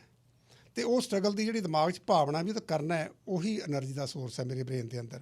ਹੋਰ ਕੁਛ ਨਹੀਂ ਹੈਗਾ ਵੀ ਕੋਈ ਬਾਹਰਲੀ ਸ਼ਕਤੀ ਮੇਰੇ ਅੰਦਰ ਕੋਈ ਧੱਕਾ ਮਾਰ ਕੇ ਪਾ ਦਿੰਦੀ ਹੋਵੇ, ਇਹੋ ਜਿਹਾ ਕੁਛ ਨਹੀਂ ਹੈਗਾ। ਹਰ ਇੱਕ ਬ੍ਰੇਨ ਦੀ ਗੌਰਤ ਹੈ। ਮੈਨੂੰ ਥੋੜ੍ਹਾ ਇੰਡੀਆ ਵਿਚਰਨ ਦਾ ਮੌਕਾ ਲੱਗਿਆ ਹੈ। ਮਤਲਬ ਇੰਡੀਆ ਦੇ ਵਿੱਚ ਕਾਫੀ ਵੱਡੀ ਸੰਸਥਾ ਅਸੀਂ ਬਣਾਈ, federation of Indian wrestler association, ਜਿਸ 'ਚ ਇੰਡੀਆ ਦੇ ਟੌਪ ਦੀਆਂ ਮਤਲਬ 80 ਜਥੇਬੰਦੀਆਂ ਸ਼ਾਮਲ ਨੇ। ਮੈਂ ਉਹਦਾ ਜਨਰਲ ਸੈਕਟਰੀ ਰਿਹਾ 4 ਸਾਲ। ਸਾਰੇ ਮਤਲਬ ਕੋਈ ਇੰਡੀਆ ਦਾ ਹਿੱਸਾ ਨਹੀਂ। ਜਾ ਕੇ ਤੁਸੀਂ ਰਾਜਸਥਾਨ ਲੈ ਕੇ ਸਮੁੰਦਰੀ ਤੱਟ 'ਤੇ ਚੱਲਣ ਲੱਗ ਜਾਓ, ਕੰਨਿਆਕੁਮਾਰੀ ਤੱਕ ਉੱਪਰ ਕਲਕੱਤੇ ਵੱਲ ਆ ਜਾਓ, ਸੈਂਟਰ ਚਲੇ ਜਾਓ, ਜਿੱਥੇ ਮੈਨੂੰ ਜਾ ਕੇ ਲੈਕਚਰ ਦੇਣ ਦਾ ਮੌਕਾ ਨਾ ਲੱਗਿਆ ਹੋਵੇ। ਅਤੇ ਮੈਂ ਉਹ ਸੰਸਥਾ ਫੀਰਾ ਦਾ ਮਤਲਬ ਇੱਕ ਚੰਗੇ ਸੀਨੀਅਰ ਮੈਂਬਰਾਂ 'ਚ ਰਿਹਾ, ਜਨਰਲ ਸੈਕਟਰੀ ਤੱਕ ਉਹਦੇ ਪਹੁੰਚਿਆ। ਉਹਦੇ 'ਚ 14 ਸਾਲ ਉਹਦੇ 'ਚ ਕੰਮ ਕੀਤਾ। ਅਤੇ ਫੇਮ ਤਾਂ ਉੱਥੇ ਵੀ ਮਿਲ ਜਾਂਦੀ ਹੈ, ਵੀ TV ਵਾਲੇ ਆਮ ਮਿਲਦੇ ਸੀ ਮੈਨੂੰ ਵੀ ਆ ਜਾਓ, ਸਾਨੂੰ ਤਾਂ ਇੰਟਰਵਿਊ ਦੇ ਦਿਓ। ਸੋ ਇੱਥੇ ਵੀ ਤੁਹਾਡੇ ਮੀਡੀਆ 'ਤੇ ਮੈਂ ਬਹੁਤ ਆਇਆ ਹੈਗਾ। ਚੰਗਾ ਲੱਗਾ। ਸਾਡੀ ਖੁਸ਼ਕਿਸਮਤੀ ਆ ਕਿ ਅੱਜ ਤੁਸੀਂ ਸਟੂਡੀਓ ਦੇ ਵਿੱਚ ਆਏ, ਇਹ ਸਾਰੀ ਗੱਲਬਾਤ ਕੀਤੀ, ਤੁਸੀਂ ਆਪਣੀ ਲਾਈਫ ਦੀ ਜਿਹੜੀ ਸਟੋਰੀ ਹੈ ਉਹ ਸ਼ੇਅਰ ਕੀਤੀ। ਜੇ ਮੈਂ ਸਮ ਅਪ ਕਰਨਾ ਚਾਹਾਂ ਤਾਂ ਜਿਹੜੇ ਅਖੀਰਲੇ ਇਹਨਾਂ ਨੇ ਬੋਲ ਕਹੀ ਆ ਕਿ ਜ਼ਿੰਦਗੀ ਪ੍ਰੋਬਲਮਸ ਤੋਂ ਬਗੈਰ ਪੋਸੀਬਲ ਨਹੀਂ ਹੈ, ਪ੍ਰੋਬਲਮਸ ਅਤੇ ਸਟਰਗਲ ਹੀ ਜ਼ਿੰਦਗੀ ਦਾ ਦੂਸਰਾ ਨਾਮ ਹੈ। ਇਸ ਸੁਨੇਹੇ ਦੇ ਲਈ ਤੁਹਾਡਾ ਬਹੁਤ ਬਹੁਤ ਸ਼ੁਕਰੀਆ। ਨਵਜੋਤ ਜੀ, ਤੁਹਾਡਾ ਬਹੁਤ ਧੰਨਵਾਦ ਕਿ ਤੁਸੀਂ ਤਾਂ ਮੇਰੇ ਮਗਰ ਹੀ ਪੈ ਕੇ ਰੋਜ਼ ਹੀ ਆ ਜਾ ਕਰੋ, ਕਹਿ ਦਿੰਦੇ।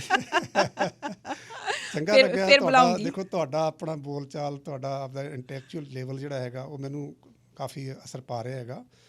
ਜੇ ਚੰਗੇ ਕੋਈ ਇਸ ਤਰ੍ਹਾਂ ਦੇ ਐਂਕਰ ਹੁੰਦੇ ਆ ਜਿਹੜੇ ਇੰਟੈਲੈਕਚੁਅਲ ਕੁਐਸਚਨ ਕਰਦੇ ਆ, ਸਾਨੂੰ ਉਹਦੇ ਉੱਤਰ ਦੇਣ ਦਾ ਵੀ ਜਵਾਬ ਆਉਂਦਾ। ਜੇ ਉਹੀ ਕੱਚੇ ਪਿੱਲੇ ਜੇ ਵਹਿਮ ਕੀ ਹੁੰਦੇ ਆ, ਭਰਮ ਪੀ ਹੁੰਦੇ ਆ, ਫਲਾਣੇ ਕਿਤੇ ਇਹੋ ਜਿਹੇ ਕੁਐਸਚਨ ਤਾਂ ਅਸੀਂ ਰੋਜ਼ ਹੀ ਉੱਦਾਂ ਗਾਹਾਂ ਲੱਗ ਚੁੱਕੇ ਹਾਂਗੇ। ਇਸ ਕਰਕੇ ਤੁਹਾਡਾ ਬਹੁਤ ਧੰਨਵਾਦ ਕਿ ਤੁਸੀਂ ਵਧੀਆ ਢੰਗ ਨਾਲ ਜਿਹੜੀ ਟਾਕ ਨੂੰ ਚਲਾਇਆ। Thank you. Thank you so ਸ਼ੇਰੇ ਮਚ। ਪੰਜਾਬ ਦਾ ਖਾਸ ਤੌਰ 'ਤੇ ਰੇਡੀਓ ਦਾ ਵੀ ਧੰਨਵਾਦ। ਬਹੁਤ ਬਹੁਤ ਸ਼ੁਕਰੀਆ ਇੱਕ ਵਾਰੀ ਫਿਰ। ਅੱਜ ਪ੍ਰੋਫੈਸਰ ਬਲਵਿੰਦਰ ਬਰਨਾਲਾ ਉਹਨਾਂ ਦੇ ਨਾਲ ਇੰਨੀ ਹੀ ਗੱਲਬਾਤ। ਜੇ ਕੋਈ ਫੀਡਬੈਕ ਦੇਣੀ ਹੋਵੇ ਤੁਸੀਂ ਮੈਨੂੰ navjot@sherpunjabradio.ca 'ਤੇ ਦੇ ਸਕਦੇ ਹੋ। ਧੰਨਵਾਦ।